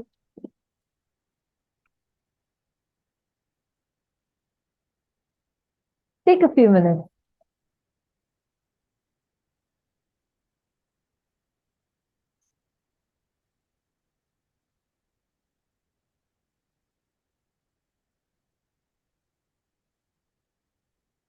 DNS below has posted, Swamiji said, in marriage, you fight and make up, but the marriage doesn't end. Help me understand. That's very powerful explanation Swamiji gave. How even that clarity that you have, same thing is the way you deal with yourself. Your self-doubt also has a limit, because it is from that self-doubt, you even sometimes the confidence on you gets created. Gosh, that was such a powerful revelation Swamiji gave, right?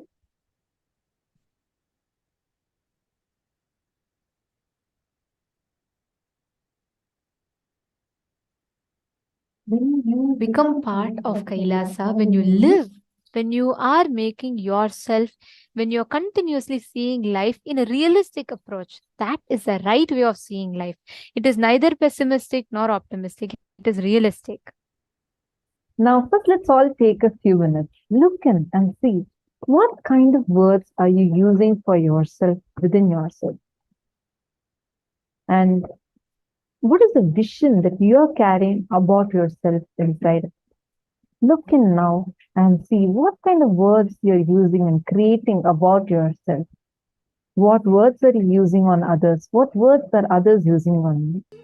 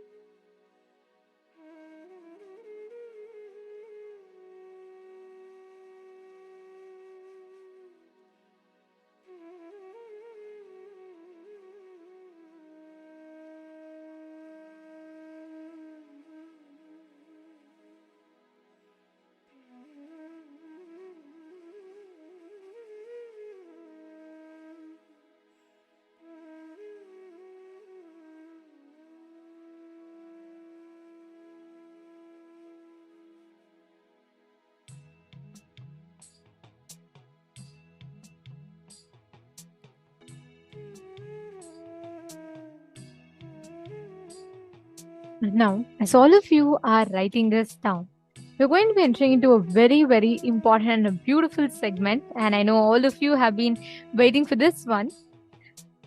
Yes, and I request all of you to not miss this one segment as it's very important. All of these 21 days, you've all been a part of Paramashivoham. You've been a part of, getting all the perks and benefits of the program. And I know so many of you here ask if you're not able to contribute or become a part of Sarvajñapita at this moment, is there something that you can do? Like Swamiji says, you're not restricted for any one thing only that you can do. Any way, any which way that you can be a part of Kailasa, you are welcomed to do so. So here I'm going to take you all through a very quick set of projects that you can be part of and become part of Kailasa. Swamiji has envisioned two things, Kailasa's digital nation and Kailasa's legitimate nation, the physical nation. So for both of which, there's a lot of groundwork already done. And here we are going to be seeing, in this day and age, we're going to be seeing how you can become a part of the digital library of Kailasa, all the digital nation of Kailasa. So the first project is Kailasa's digital library.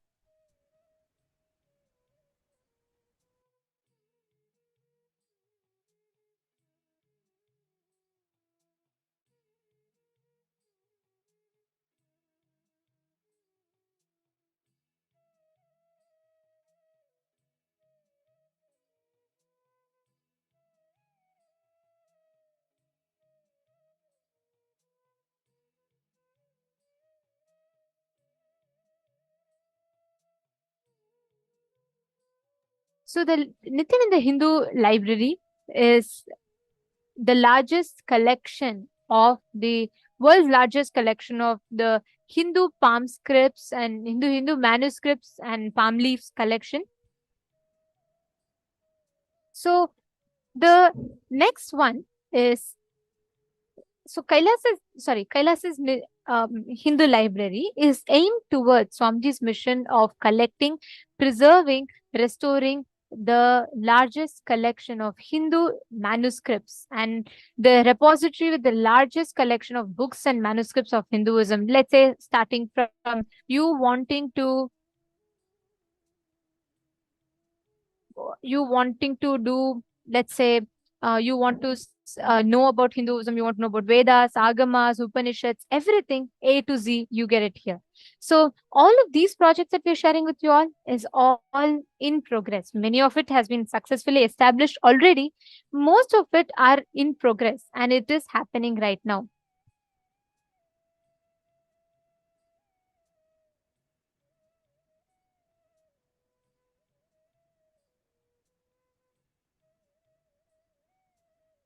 So that's one thing. And the next one is the next project that you can be a part of is Kailasa's Hindu World Trade Center. So the goal of Kailasa's Hindu World Trade Center, initiated by Swamiji, is to help facilitate trade between all the Hindu business and bringing together authentic Hindu businesses and the Hindu diaspora, helping the indigenous family-owned businesses and practices to come to a global spotlight and become recognized internationally. So many of you would have noticed there are these Hindus in villages here and there who have some extraordinary skill sets, let's say like making agarbatti, or the right way of astrology, astronomy, being able to build temples, architecture, arts. But all of these, literally, there's no platform for them to make a living out of this. And almost everyone we are losing these sciences because we do not have a way to use it. We do not have a way to revive this.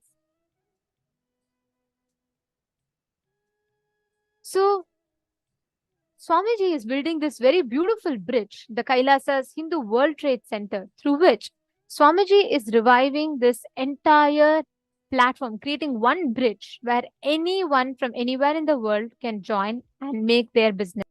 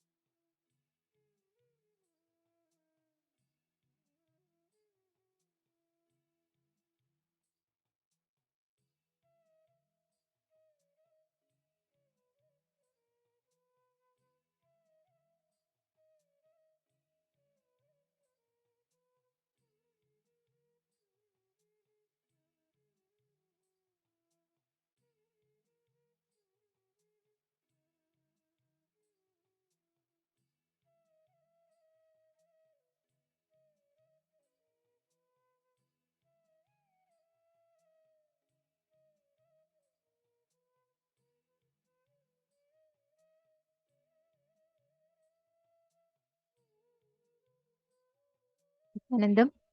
Firstly, our sincere apologies to all the participants. Almost for the last 10 minutes, you all had lost our audio. So we apologize for the technical glitch. So we will be repeating. Do not worry. There was a small technical issue because of which all of you could not hear us for the last 10 minutes. So we sincerely apologize for that. So now back to what all of us were discussing. Can I have all of you back on cameras, please? Can I request everyone to come back? I apologize for that technical glitch that you all had to face. I request everyone to please come back on the camera because this session is very, very important. Ma Virupaksha, yes, I see your messages of no sound. Don't worry, you didn't miss anything. We'll be repeating the whole thing again. There was a small technical issue because of which all of you had lost the audio connection. If you're all able to see us and hear us, can I request everyone to put yes in the chat, please? If you all could see us and hear us fully, properly, and if our audio and video is good to all your places, to all your systems, please let us know. Please put a yes in the chat.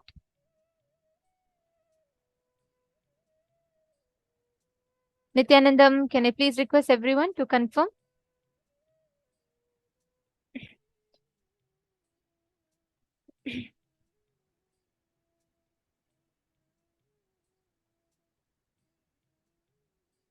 Okay, can I please request everyone to come on camera? Tatiana, Hughes, Ma.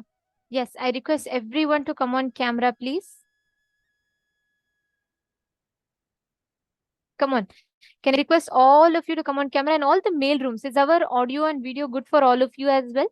If you are able to hear us and see us well, and all the viewers watching us on YouTube, please let us know if you can hear us well. And I sincerely apologize for the technical glitch that happened. Now, if you're able to see us and hear us well, please let us know.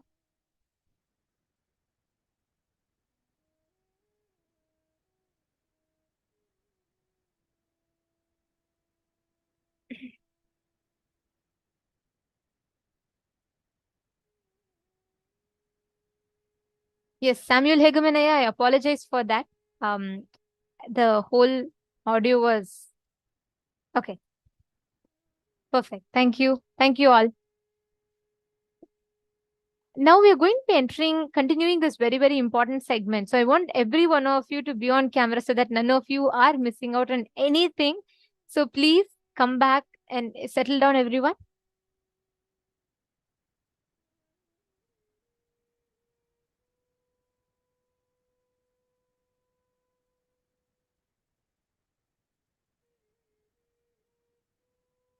Great. Okay. Now, we are going to be taking all of you through the different platforms or avenues through which you can connect to Kailasa. Swamiji has given so many different doors, possibilities for each of you to connect. There are so many different projects that are happening and so many different things, that opportunities or doors that are open. Many of you might have heard of these projects before, but those of you who do not and who might have missed it in the past, we are going to be taking you all through this so that you can choose in any which way that you would like to be a part of. Okay. So like I said, the first one was Kailasa's Nithyananda Hindu Library. This is the largest repository of Hindu palm leaf scriptures and manuscripts. And we all know Swamiji's passion for these palm leaf scriptures. So this project is aimed towards creating digital library with the largest collection of Hindu books. Like, for example, if you have some source, if you know some libraries, some communities, there are so many people out there who do not understand the value of these books. And they're just many of them are being thrown away because of termites coming.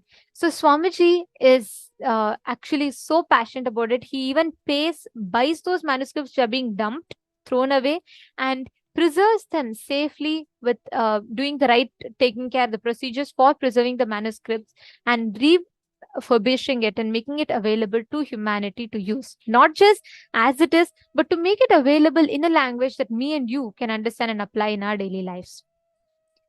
So anyone who has knowledge or who's very passionate about books, or you're someone who really like to do it, or you want to, you're passionate, but you would like to know how you can help, you can sign up for this. Wait, there's a lot of list, so listen to the whole thing before you choose one project. The next one is Hindu World Trade Center. Here, there are so many small businesses or family-owned businesses that Hindus run across the globe that people cannot access. Let's say you're sitting somewhere in the US and you would like to really get access to a traditional medicine available only somewhere in Tamil Nadu. You need to know how to buy it, but you have nowhere to go. But there's a family in Tamil Nadu who sells these traditional Ayurvedic medicine authentically done, but they do not have a buyer. To bridge this gap, to support the indigenous Hindu families, to keep that family-run businesses alive, Swamiji has created this initiative, the Hindu World Trade Center. This is almost like a bridging between the seller and the buyer, the Hindu seller and any buyer that wants. So that they can, it's like a bridge. So all these indigenous family-run businesses and traditions, which are almost dying, can be revived back.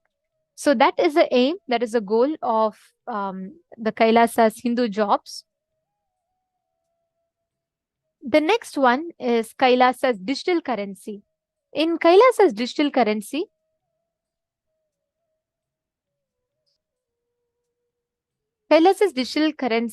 as we all know, we are entering into a further advancement in the cyber age where most of our life now is digital, and with digital currency becoming like more and more part of our everyday lives.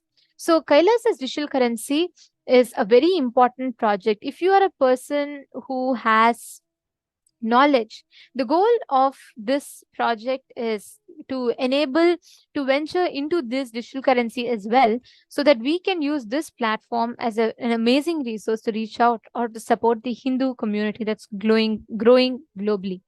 So if you are a person who has knowledge into cryptos and you would like to, or you have some skill sets as to this, you have some knowledge about this, then you can be a part of this. Of course, these are all not already rolling, but a lot of work is already underway in this. We can already see like things like Google and all is already available to people.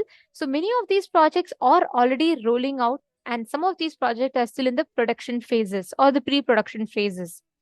So the next one is planting Kailasa projects. So this is a super cool thing, okay? This is where any place where there are 10,000 and more practicing or born Hindus living together, Swamiji envisions to create a temple there so that that community can live around a temple-based lifestyle. So Swamiji beautifully tells, Hinduism is fundamentally a temple-based living ecosystem. Everything revolves around temple. You can go to your job, you can be a software engineer, you could be anyone. But whenever you come back, you should be able to do your puja, you should be able to continue your lifestyle as a Hindu. Because it is these roots that has made us who we are. Swamiji says, if you forget your history, you will lose your geography.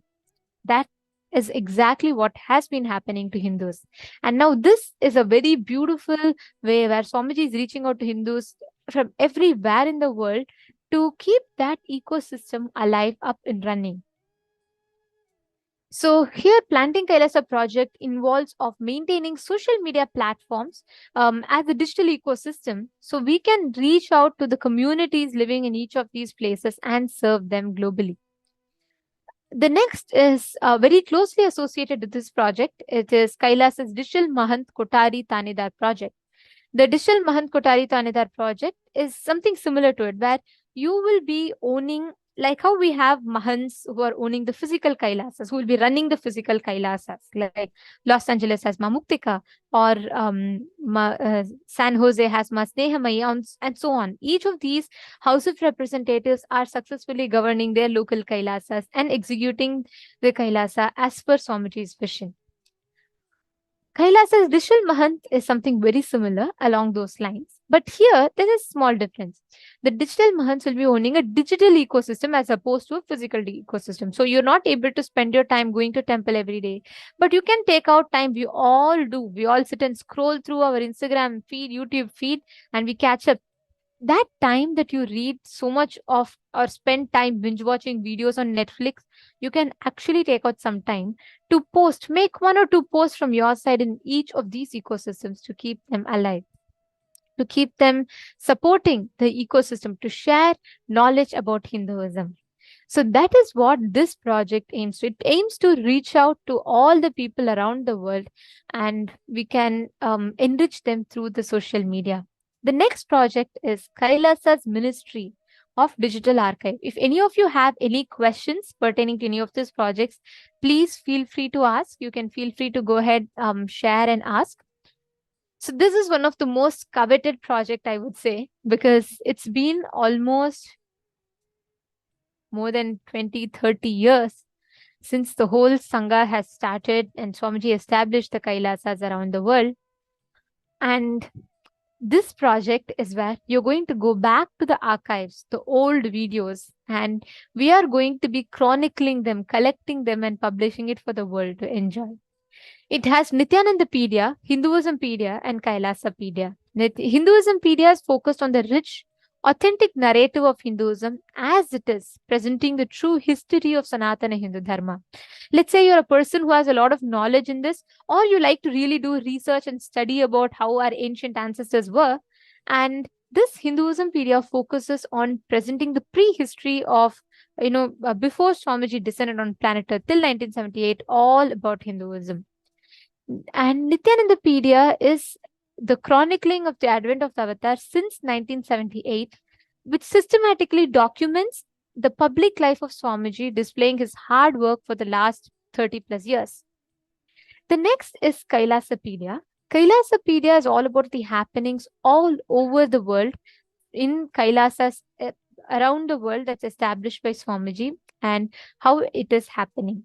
So in any of these three, if you're a person who's very good at web designing, or you have a lot of knowledge as to, handling websites or being able to do video editing, photo editing, then this project is something that you can surely be a part of. The next is the Kailasa's Hindu compliance system, which is underway. The work, it's still in its pre-production phases. So the Hindu compliance system of Kailasa, we have standards and compliances on multiple levels for various things, especially when it comes to food, agriculture, and other common things. Like we all will know, an example that I can give is like the halal, right? Each religions around the world or each societies, communities around the world have their compliance system.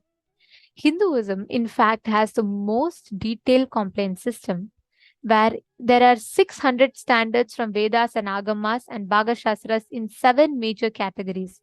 We have food standards, lifestyle standards, power manifestation standards, sacred arts, town planning, fashion standards, temple management, and ritual standards. These are all very elaborately given in our Vedas and Agamas, and these standards ensure the authenticity of life as per sources of Hindu scripture. If you're a person who has knowledge in Sanskrit, or you have a knowledge in establishing compliance systems, lawyers, people, you can network to get this done, you can definitely be a part of Kailasa's Hindu compliance systems. The next is very interesting. You might have heard of Google. Go anything that you want, Google has it for you. Now, Google is Swamiji's vision for something similar. Anything that you want to know about Hinduism. Today, if you ask Google who discovered solar system, who discovered the planets, they'll say Galileo.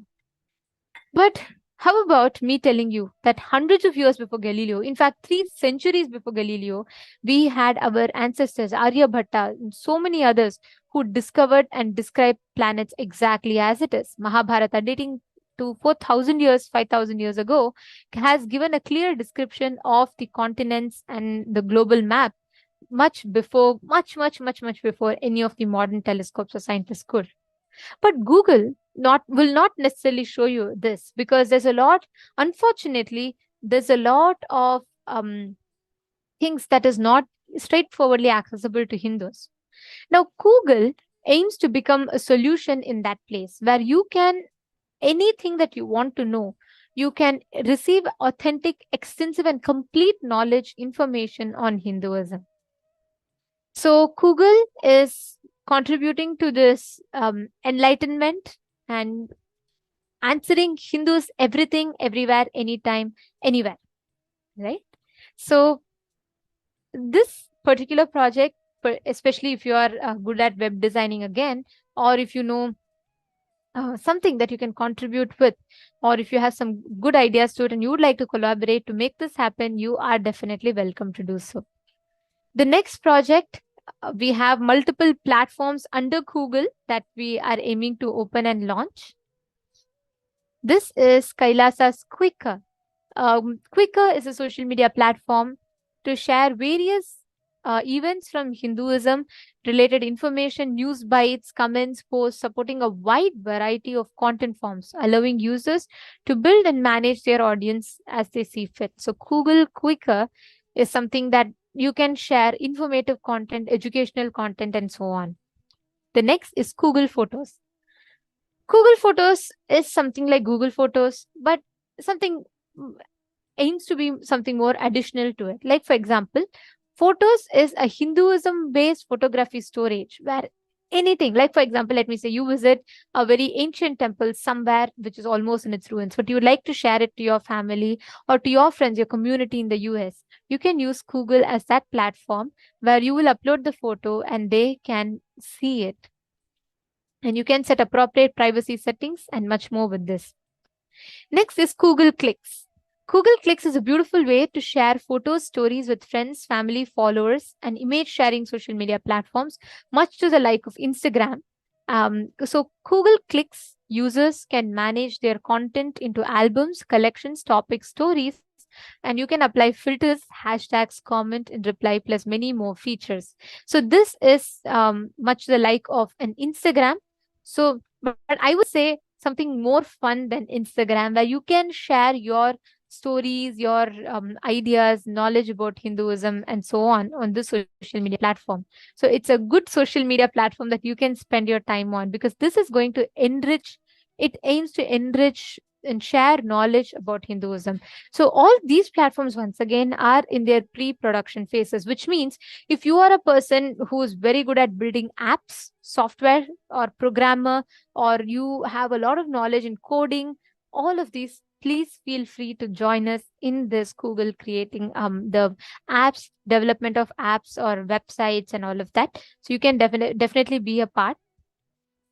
The next thing that's coming soon is Google Music. So Google Music is where a collection of musics. This I know is jackpot for so many of us, because many of us are like, where do these songs come from in Darshan? Like, I would like to have it for myself, and I'd like to listen to it when I drive to my office every single day. Then Google Music has got your back. This has all Hinduism kirtans, chanting, songs, mantras, ringtones, and all such other Hindu audio material tailored for your listening pleasure. Whichever you listen, whichever you enjoy, Google Music has it for you. Next is Google Maps. Maps is another important application. We all use GPS maps. We use so much nowadays that it's almost like, it's like a guide that even to the nearest grocery store, you use a Google Map. Now, Google Maps aims to enable users to locate the regional and worldwide Hindu temples, landmarks. And you can know, for example, if there's any Diwali celebration happening in your vicinity, it'll pop up a notification on your map so that you can join that local celebration that is happening. So you can gather together in your nearest Hindu community to celebrate our festivals, culture. The next is Google Calendar. So Google Calendar is a comprehensive list of local and worldwide Hindu festivals, events, celebration, with many more useful features. And let's say, for example, you want to know when is the next Pada Puja coming up, when is the next Krishna Janmashtami coming up, and you want to know what are the preparations for that, what are the pre-rituals for it. As Hindus living in our local countries, we are many times out of touch. We miss the events, we miss the timings, we miss the things that is happening. So this Google Calendar aims to give you this platform where you can mark the dates, you can join the festivals, celebrations, everything at your will from wherever you are. So Google Calendar's goal is to keep you notified and posted on all the latest festivals and celebrations, events that are happening. The next one is even more interesting. I just totally love the sheer vision that Swamiji has through each of it. Like, oh my God, what level of thinking through. The next one is K-Dial. K-Dial is also another platform that's almost in its pre-production phases, but this has already rolled out partially. It is actually actively happening department, because we do have these sessions, the power manifestation sessions, Akash recording sessions, or we do have individual healing calls. It's already rolling out. It's a huge service that's already in store, in place. So K-Dial is another platform, another app per se, that aims to literally be like a suite of all services that Hindus can call upon anytime.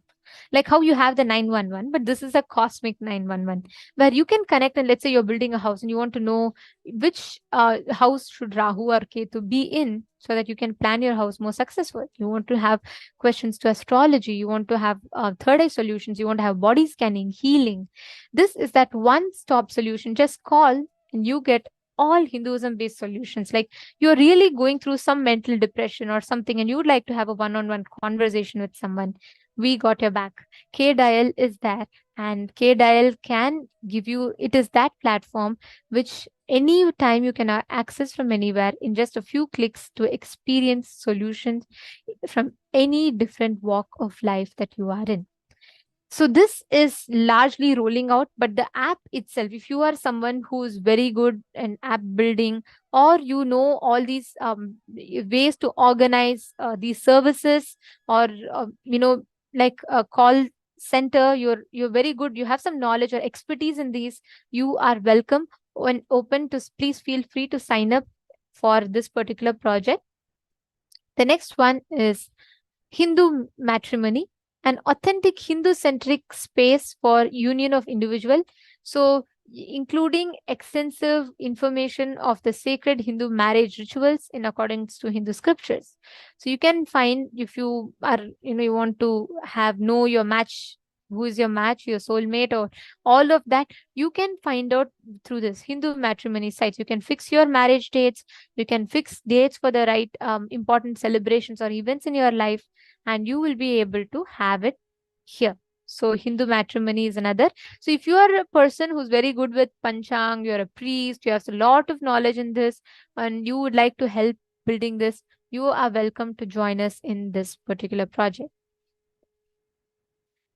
Kailasa has a lot of digital media initiatives from around the world. There are so many out there. And each of these projects have already rolled out. So many of these projects have been successfully functioning, and people are already using this and benefiting largely from each of these.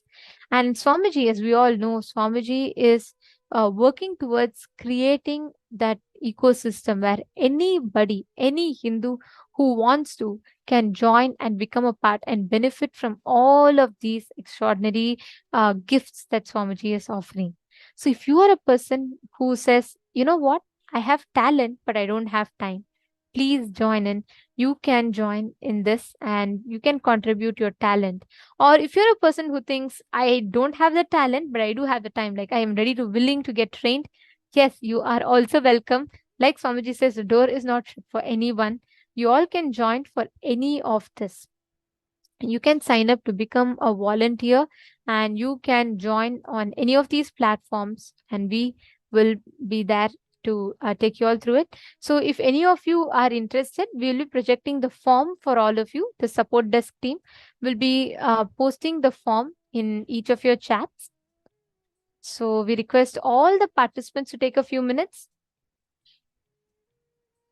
Please sign up to be a volunteer in any of this. If you have any particular specification, like you are comfortable with one particular thing, you can go ahead and sign up. We will be reaching out to you all. Actually, last season, many of you who signed up have already been actively working with us, and you've already started becoming part of the teams. So if you have still not signed up, you would like to, please go ahead and take a few minutes and you all can sign up. We'll give you all a few minutes. The form link will be projected as a scroll for all of you as well on the screen.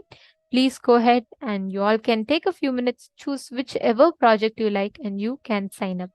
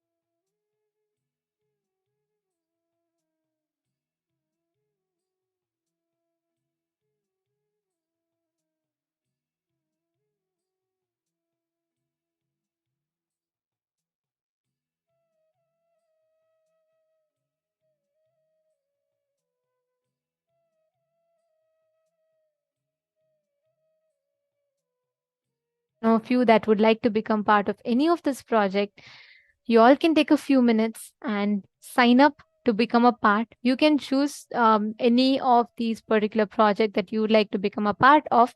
And yes, all of you have the link here.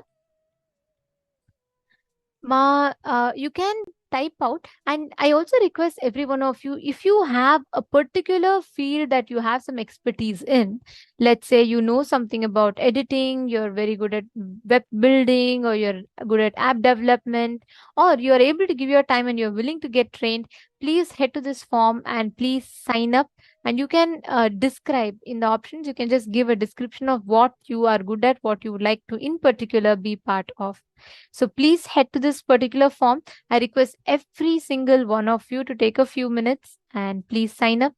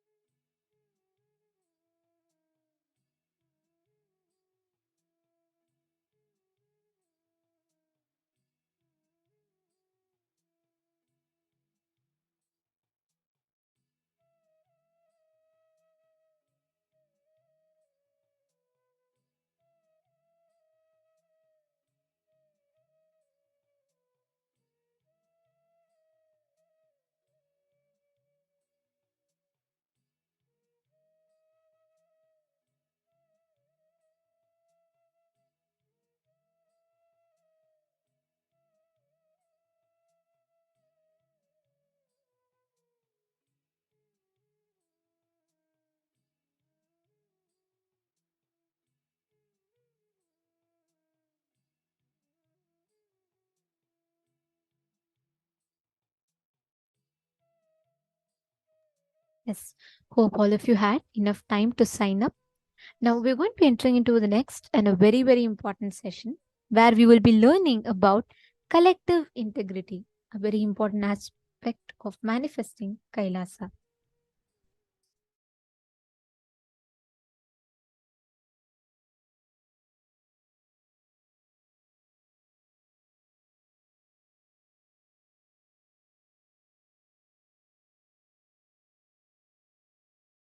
Now listen, let me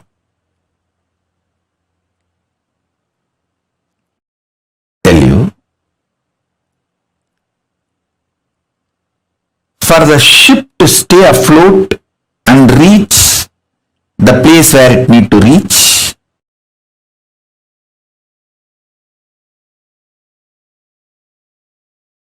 everyone in the ship need to be integrated. It's called collective integrity. A maintenance engineer cannot think, oh, I have done my job, but the fuel manager is not doing his job, or the cleaning person is not doing his job.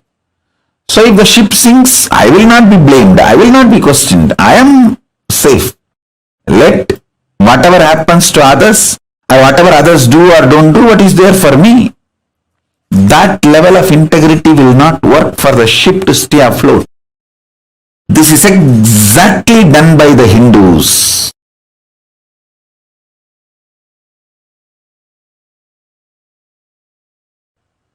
Your heart, which is convinced about integrity,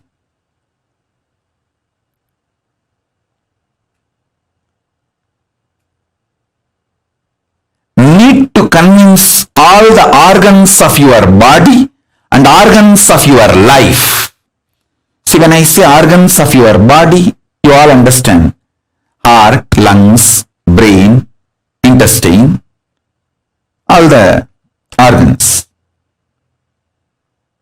You all even feel, yes, I should convince all the organs of my body. True. But why should I convince the organs of my life? They should convince themselves.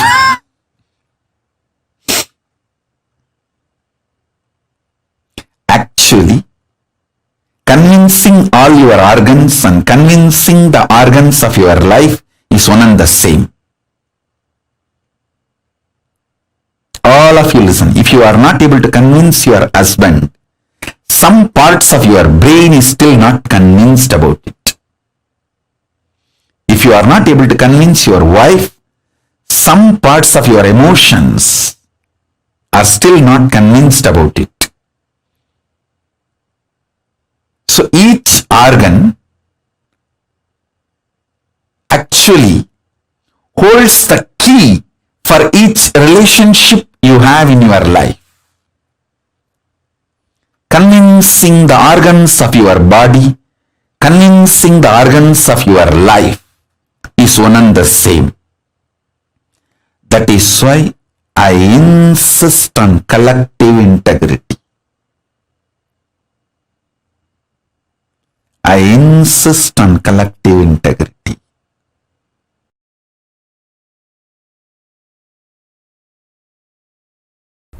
Understand? Your stomach pain will be directly connected to the cobwebs you have not cleaned in your bedroom. Your ulcer is directly connected to the outside veranda you have not cleaned your house. Don't think how can that and this be connected. Only if you have ulcer, stomach problems, your eyes will not even be aware of the dirt around you. If your eyes are not even aware of the dirt around you, something is boiling inside you. You are preoccupied. All preoccupation manifests ulcer, understand? All preoccupation. If you take haritaki powder, you will clean your house. This may all look very funny, very funny side effects. You think, No, if I take Aritaki powder, I clean my restroom. That I understand. Why will I clean my veranda? Live, you will understand. Many of these things are interconnected. Many of these are interconnected. If you take Aritaki powder and heal the ulcer inside, suddenly your words towards your mother-in-law will become soft and completion based. The relationship will develop. It's too funny. It is too funny. What affects what? Which one touches which one? It is too funny. Let me give you the precise solution. State is achieved by unclutching, completion, all the methodologies of putting you in Nirvikalpa Samadhi as on now.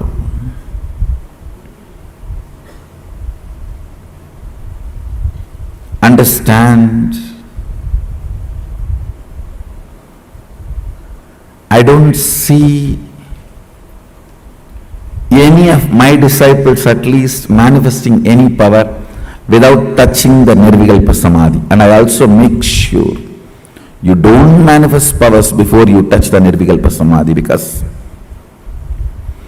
if you start manifesting before you touch Nirvikalpa Samadhi, it will be Siddhi, not Shakti.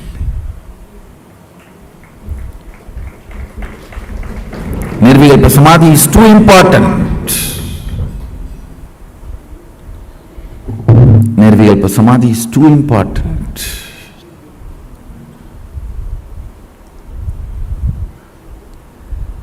State is achieved by unclutching, completion. Of course, ultimately by initiation. The Shaktipada puts you into the state of Nirvikalpa Samadhi, state of Sadashiva Tattva, oneness with Sadashiva. The space is created by more and more completion with others.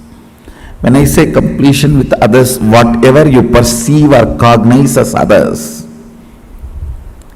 making them part of your oneness is completion with others.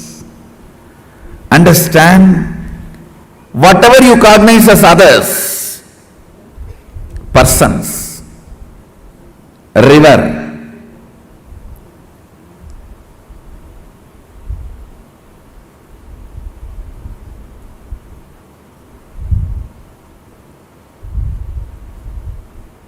hill, whatever you may cognize as others, imbibing them as part of you, getting them as part of you, making them feel as you,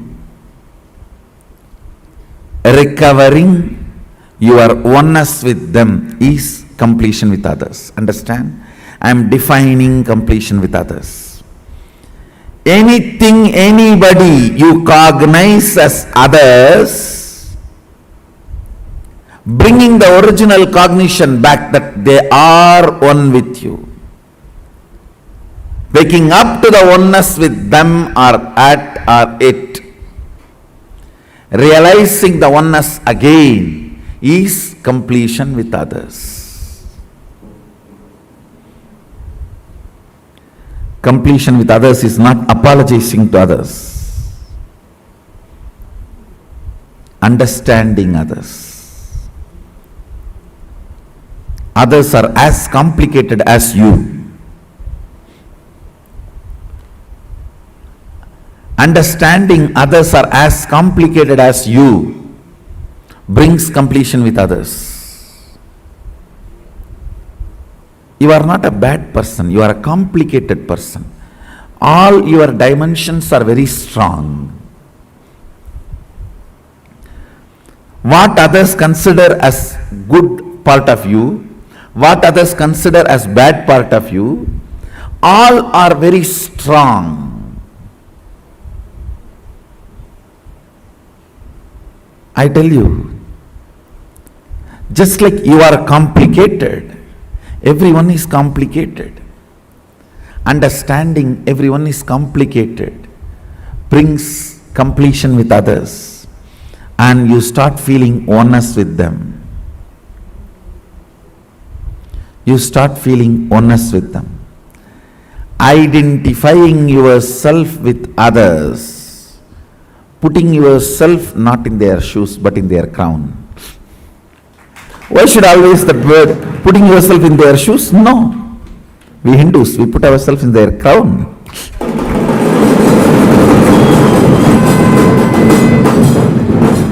Understanding the complications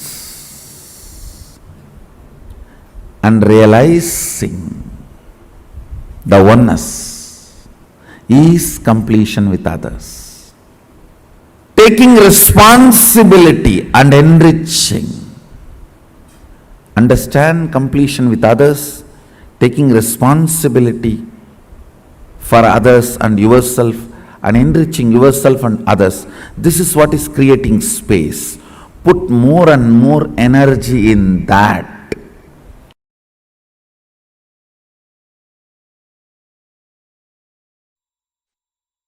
All your patterns, obsessive, compulsive, reactionary patterns, are not worthy. Life, Paramashiva's powers are only worthy to manifest, celebrate, enjoy. Listen carefully. Listen intensely.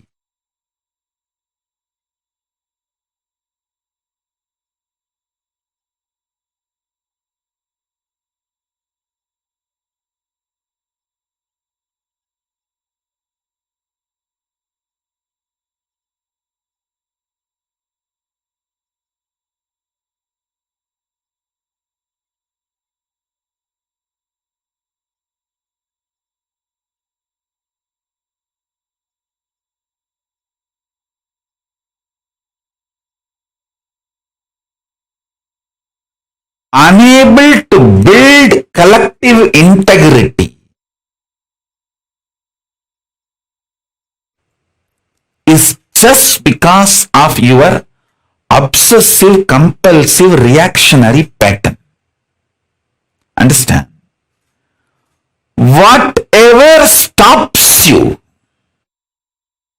building collective integrity is your obsessive, compulsive, reactionary pattern.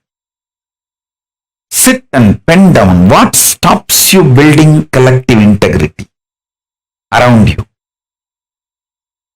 Behave ferociously with those patterns. You usually behave ferociously with the people, not with the patterns. Behave ferociously with the patterns. Behave cutely with the people.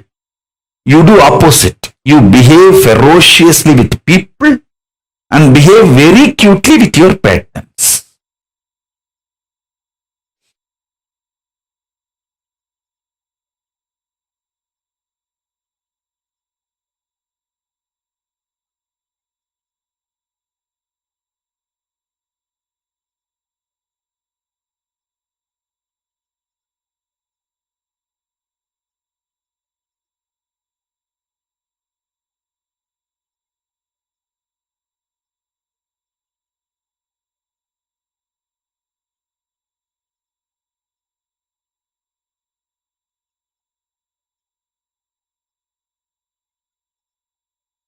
Every time you behave ferociously with your patterns and break, you manifest at least one power of Paramashiva.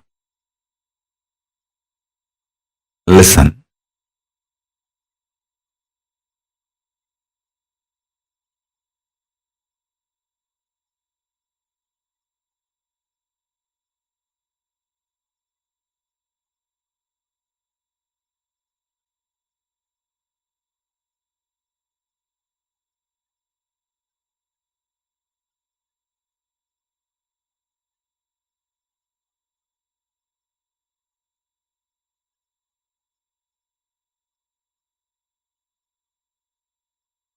To behave ferociously with your pattern. You don't need anything other than feeling connection or trust on me, because the trust you have on me will naturally manifest as the courage to execute my words.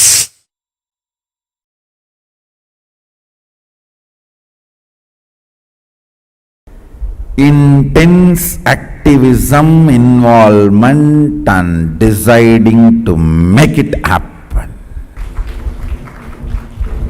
Nothing else is useful. Nothing else is required.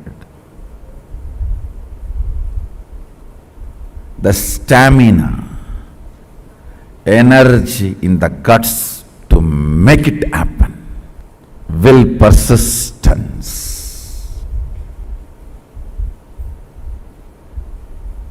Do you know in how many places the oppositions I am facing? But I don't think even once, I don't feel cognized even once, nobody is supporting me.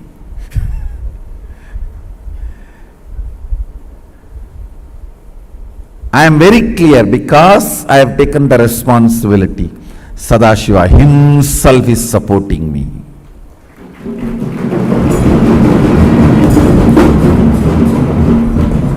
He himself is manifesting. He himself is doing everything. Understand, you will have in your inner space 10 choices. One, oh, I am trying every best, nobody is supporting me. One thought current. Loser.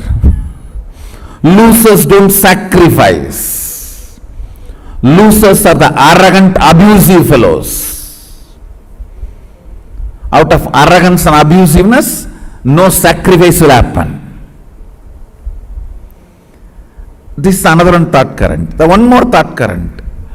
Oh, if I take the responsibility, I am only questioned, I am not supported. You are given everyday food, that is a support. You are given all your basic needs, that is a support. You are given all the survival needs, that is a support.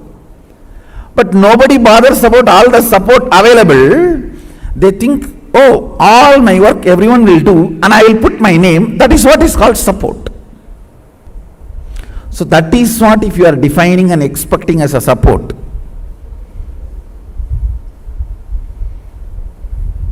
You will have Buddha Ganas taking care of you.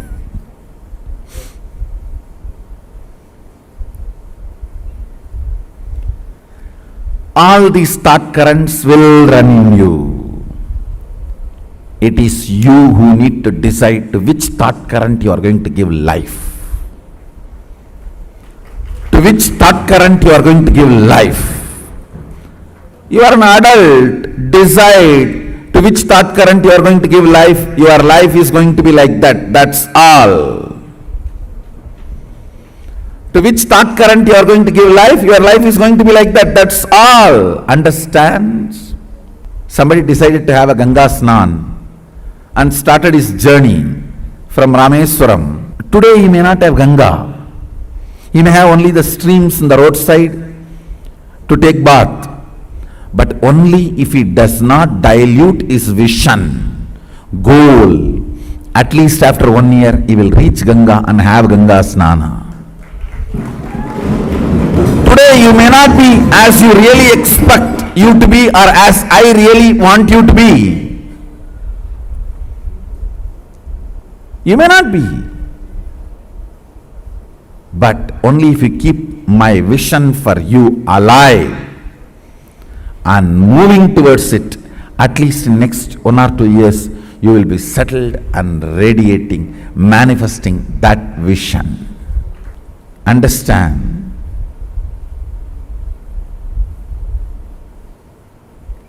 Life happens to you when you decide to make it happen. If you are sitting, let things automatically come. Automatically only one thing will come, that is problems.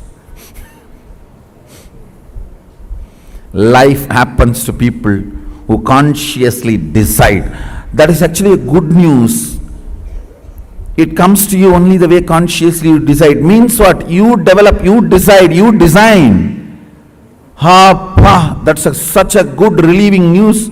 So I know there will not be any unexpected problems. That's a freedom. Feeling empowered. It is we who decide and design the life. To what you are loyal, that will be your life.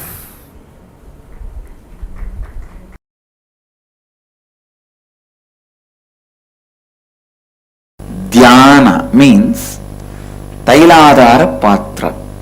That's all is defined. Means when the oil flowing from one vessel to another vessel, when it is poured, that is called dhyana. Same way, Ganga moving from one ghat to another ghat, one place to another place, is called Shravana. Understand?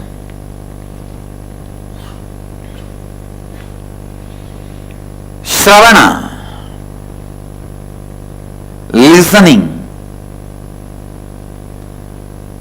is one of the most powerful process to achieve completion. Most powerful process to achieve completion. When no one stands by you, completion can stand by you. When no one listens to you, listening will listen to you. Develop this habit of listening. You having the habit of listening itself will be such powerful friend to yourself. Please understand. You can develop a best friend for yourself through the habit of listening. Your habit of listening can be an amazing friend for you in all your difficult times. You don't need somebody else listening you. Your habit of listening is enough. It can be an amazing friend.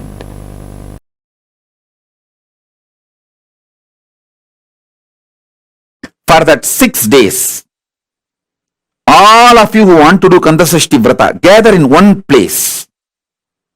Cook together. Have only one meal during the sunset. Whole day don't eat anything. Do Kandasashti Parayanam 36 times. Sit as a group from morning till evening. That 6 days take off. Whoever wants to do Kandasashti Vratam, all of you gather in one place. Stay in one place. Rent a place and stay in one place. From morning till evening. Do 36 times Kandasashti Vrata. Means Kandasashti Parayanam. Kandasashti Kavacham chanting. And evening, before the sunset, have only one meal. All of you cook together. Work together. Cook. Offer it to Subramanya.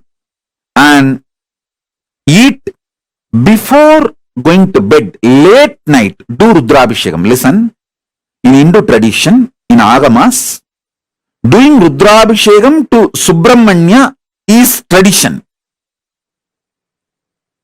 Night is the time the third eye of the Paramashiva opened up for the Subramanya to manifest. So night time do Rudrabhishekam. After the sunset, do the Rudrabhishekam to Subramanya.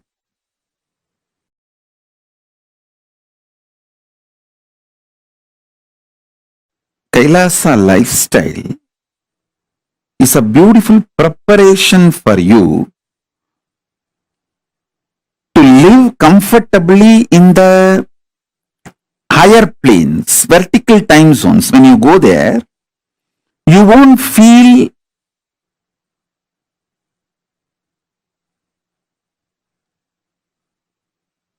cultural shock. You will not feel cultural shock when you go to the higher planes if you learn the Kailasa lifestyle here on the planet Earth.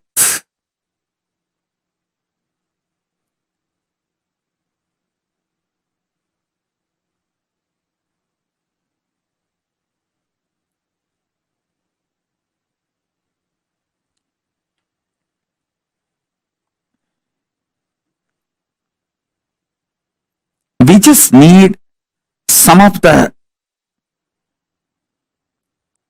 dedicated people. You see, you don't need cunningness, strategy to make Kailasa. You just need Tyagis, dedicated people who have a conscious stamina, will, persistence, making it happen. Will stay strong and make it happen, like Arishchandra, Satyavadi, the Savitri, Satyavan Savitri.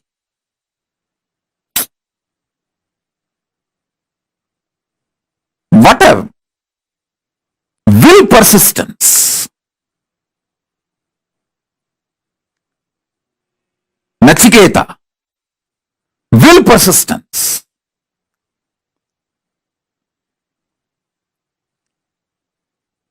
The child fasting for 2.5 days without food and water is equivalent to an adult fasting for 2.5 years.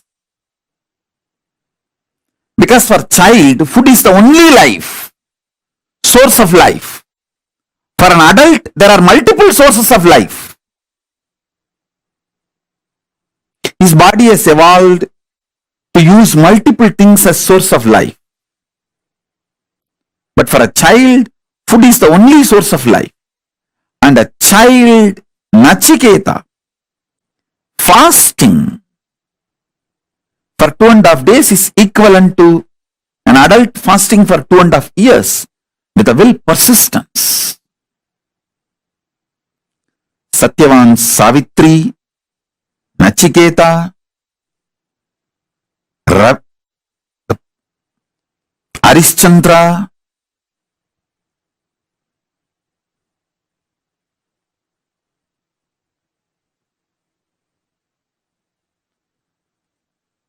what a will, persistence.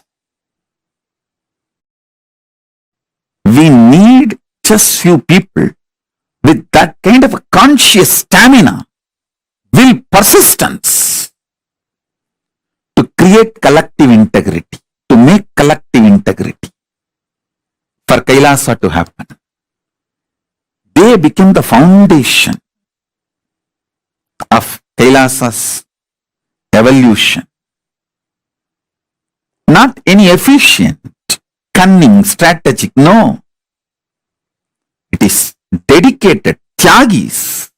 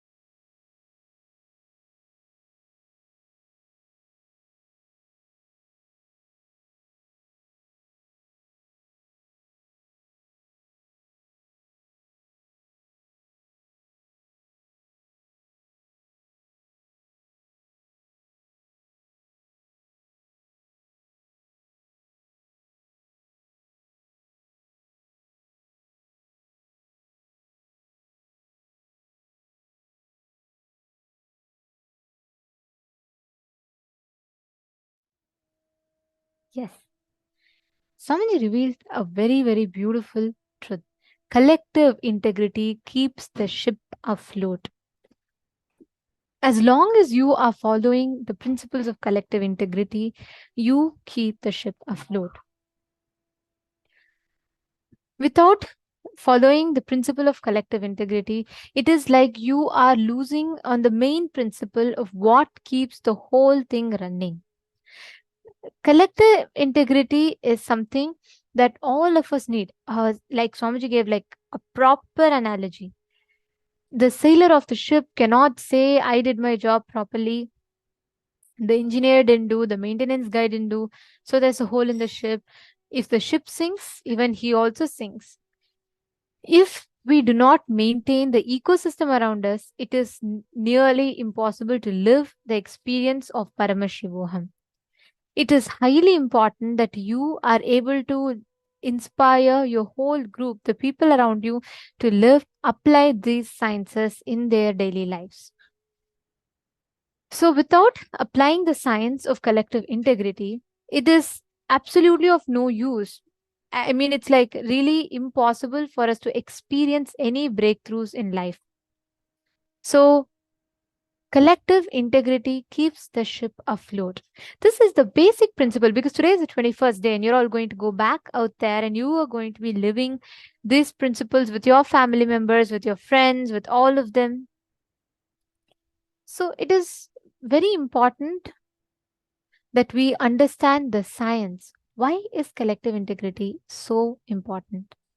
Because collective integrity is the key with which you can unlock the science of creating, living with a successful ecosystem around you. Successful place around you, which can, the people around you who can support you in you manifesting your goal, your vision in life, whatever you want to create as reality in life. Collective integrity is the key. That keeps the whole ship afloat. Now, Swamiji gave a very, very important activity for us. Collective integrity means not you thinking, oh, I'm fine, I'll take care of myself, and as long as I'm integrated, I'm okay. No. Because if the sailor thinks, as long as he is sailing the ship, that's okay. If there's a person who's drilling a hole into the ship, that's totally fine. It's not his responsibility. No. When the ship sinks, it's not going to see whether the sailor did it properly or whether the engineer crafted it properly. The ship sinks, all of us, everyone inside is going to sink. Convincing the organs of your body, convincing the organs of your life is one and the same. Whatever stops you building collective integrity is your obsessive, compulsive, reactionary patterns. How many times many of you feel, as long as I am integrated, I'm good with that. I think managing others or inspiring others to be integrated is little too much and I'm not ready for it. How many of you entertain thought currents like this or similar to this? How many of you entertain such thought currents? Post in the chat. And how many of you are identifying that these thought currents are what misaligns you from the collective integrity, the space of collective integrity? Please post that in the chat.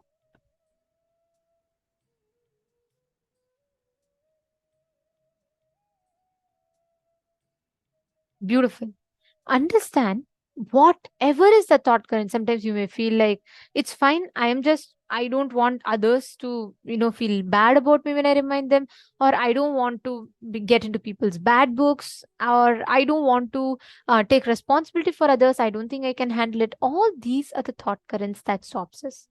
Look back into you, see what in you stops you from taking responsibility for collective integrity in life. Take a few minutes.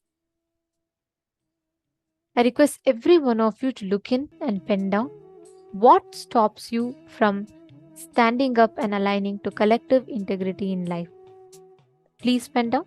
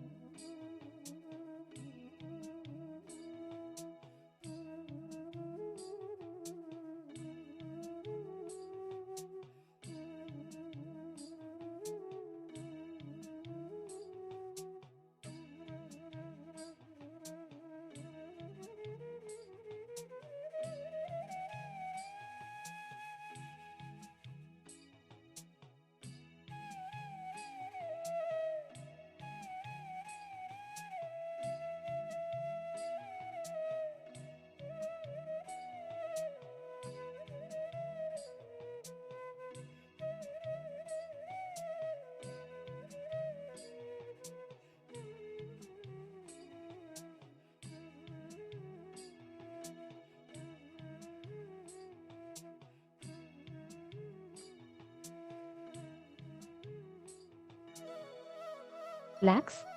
Now, as all of us are writing this down, let us actually apply this principle of collective integrity to enter into the power manifestation.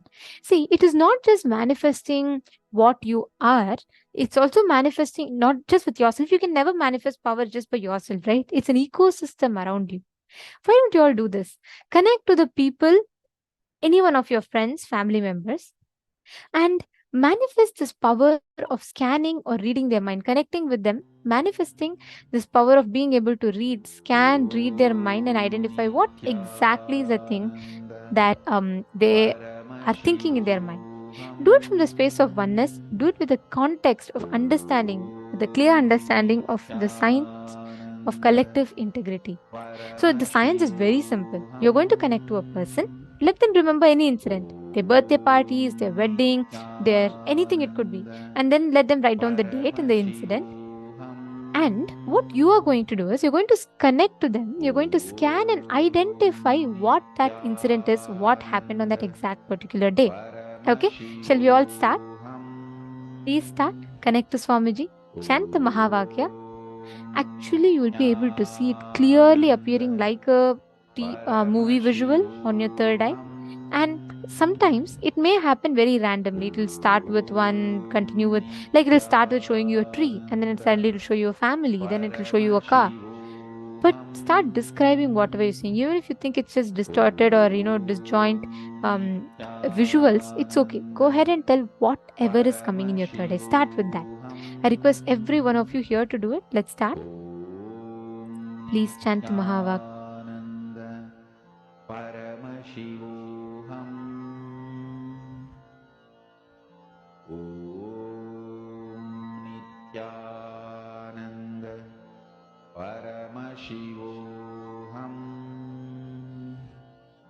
Om Nithyananda Paramashivoham Om Nithyananda Paramashivoham Om Nithyananda Paramashivoham Om Nithyananda Paramashivoham Om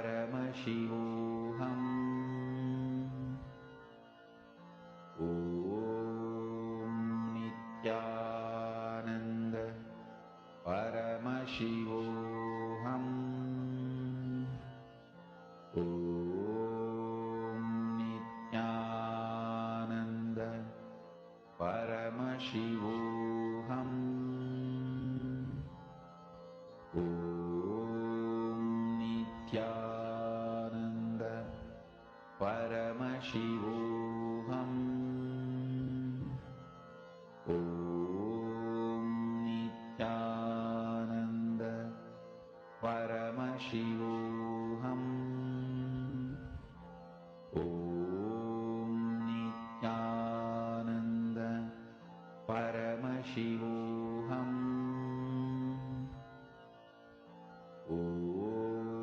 Om Nithyananda Paramashivoham Om Nithyananda